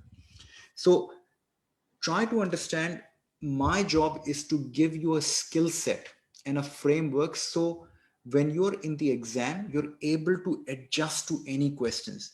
There's very little value in having the exam procedures or exam reproducers. Like, you won't be able to reproduce, or you won't be able to answer perfectly with regards to the exam scenarios. What you should be able to do, even if it's a slight of chance case or a new case, you should have a framework in your mind in which you can adjust to the new scenario. And that's what my job is, that I have covered the breadth of the topic. So whatever the topic which comes to you, you're able to steer the discussion and your response to pass that station. That's what my target is, and that's what I'm working on. In terms of the matter for the learning, we're sharing slides. So our slides are not only the scenarios, but also the feedback on the scenarios. Plus, we also cover the theoretical aspect of learning on that scenario. So you'll get that slides almost, within the next year, within 24 hours. Also, there's a lot of learning which comes from the discussion. So you will see others performing. You're practicing the exam scenarios from day one, essentially under exam circumstances, like 2 minutes reading time and 8 minutes performing time. So you'll see others performing, how well they're performing, and the feedback that we provide them. So you'll learn from them as well. So you will have the videos available to you. So you can, if there's anything which is further you want to learn, you can really, revisit the video and learn from that point of view as well. So it is a very, holistic learning from every aspect. I don't want to saturate you by providing you, notes from whatever courses. There's so much material out there. The Karen notes, there are Marvin notes, there's Murta, there's so much available out there. You don't want to confuse and over confuse yourself. What you need is structure, confidence, and basic clinical concept. I can tell you for a fact, AMC clinical exam is the most easiest exam to pass, as long as you're able to stick to a structure and you're being a safe doctor with a clear, succinct clinical documentary. You're able to speak clearly, you're able to speak confidently. If you can do that, I can give you a personal guarantee you will not fail that exam. In fact, it gobbles me up still to that date why so many candidates fail this exam. It's because your own anxiety eats you up from an, oh, there's so much material I need to read through. I need to go through every case. I prepared for the AMC and PLAB in a fraction of a time, and I was able to pass them. Okay. And I'm telling you, I'm a very average person. It's all about utilizing your practical knowledge and being a safe doctor, being able to understand. So we've got an approach of reading the scenario. You read the task first, then you read the scenario. You try to understand what they're asking in a task. Okay. And then you try answer those tasks in that specific time. And then there's a whole framework of not missing the critical information with that, which are the critical errors. So there's a whole different psyche and philosophy of demystifying the entire concept. Plus, added with that, you will be practicing cases every day. In terms of the entire timetable, it's available on the system. I'm not sure if it's every alternate day. I think it's every day, weekdays, Monday to Friday, 3 to 3.5 hours per day. And I think it's pretty robust. Our candidates so far are, we take only a small group. We haven't got like a huge group that we've got like number of participants. We take a small group, and so that we can keep that interest and that learning experience very personalized. So you don't feel, oh, you're in a bit of a rush, or, I'm rushing you, or you're not able to get that learning. And plus, we're open to feedback as well. So if you don't feel that we are addressing you, or you need to learn something extra, we are always open. Plus, we also do 2 mock exams. That is something which I've taken very personally, that I need to find out what are your weaknesses early on. So we do the first mock, which we are doing actually for our participant this week. And we identify the area where you're lacking in terms of communication, in terms of clinical knowledge, in terms of structure, and we feed you back on those structure. So the next mock, we want you to perform better in those aspects. So it's more bilateral learning. I'm learning about you as much as you're learning about the course. I'm taking a whole new approach, and I'm pretty confident. I'm wholly confident that we'll have the better pass rate than any of the course, because it just gobbles me up still that why people fail is because of their anxiety that they're not preparing themselves enough, which is not the case. It's about the structure and confidence and frameworking. Any other questions? I have a question. So, gap years and everything. So imagine we do have a gap year of more than 2 years, and then the only option is to fulfill that recency is to actually just do a paid job for, like, let's say minimum 3 months, and that only can happen with the borders reopened. So until then, would you suggest to, like, enroll in courses or like get as many CPD hours as we can, and prepare for the AMC2 exam? Absolutely. Or what would You must do AMC1 and AMC2, even when you're waiting for the jobs. There's no guarantee after AMC1 you will get a job. So please start preparing for AMC2 regardless. There's no harm in preparation. It doesn't cost you anything. If anything, it prepares you better for an interview process as well. So start preparing for AMC2 as soon as you've passed your AMC1, number one. Number two, if there's a requirement of recency and you're not able to travel, as I said before, there's very little you can do. If APRA says that you need recency, you need recency. Now, in terms of how much of the online courses and online and in-person courses can compensate for that recency, I'm not sure about that. But there is something that you need to clarify individually, because you may have like 5 years of experience or 3 years of experience or 1 year of experience.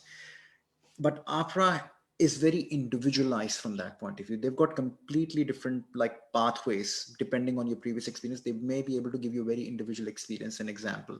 So please clarify your own personal situation with APRA.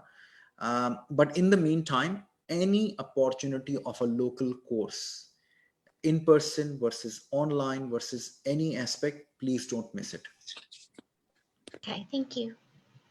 Dr. Rizwan, what kind of courses are you particularly talking about? Like, are you talking about BLS or ALS or APLS, those kind of courses? All resuscitation courses, which is BLS, ALS, EMST, communication courses, that's also very important. So look, most of the courses have got a learning outcome. And most of the courses who've got learning outcome are either in terms of resuscitation experience and communication experience. These are the two most important things every course is structured around in terms of learning outcomes. So if at a junior doctor level, the most essential courses which make which add credits to your CV and makes your CV credible are the resuscitation courses and communication skills courses. And all of the courses are designed in that way. Thank you.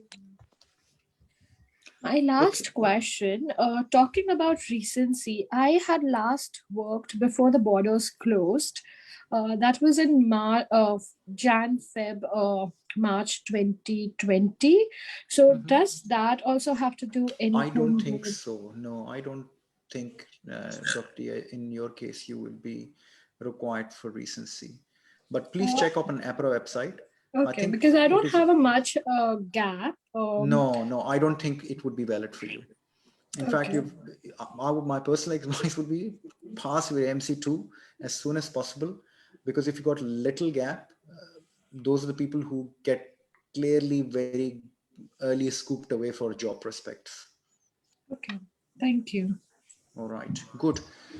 All right, guys, 3 hours. Thank you very much for all your time, efforts. I really appreciate you coming, joining, dedicating to Sundays. Share kai Dr. Rizwan emergency jo doctor free session de pyo. So I will just end the session now, and thank you very much. And if you got any further questions, any other inquiries, you can always email me at info@emergencyfocus.net. Okay.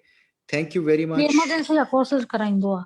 Advertisement la sawal thank you jawab very dindo. much. And Say to na kayo God bless. courses emergency Goodbye. ALS BLS ye karaindo.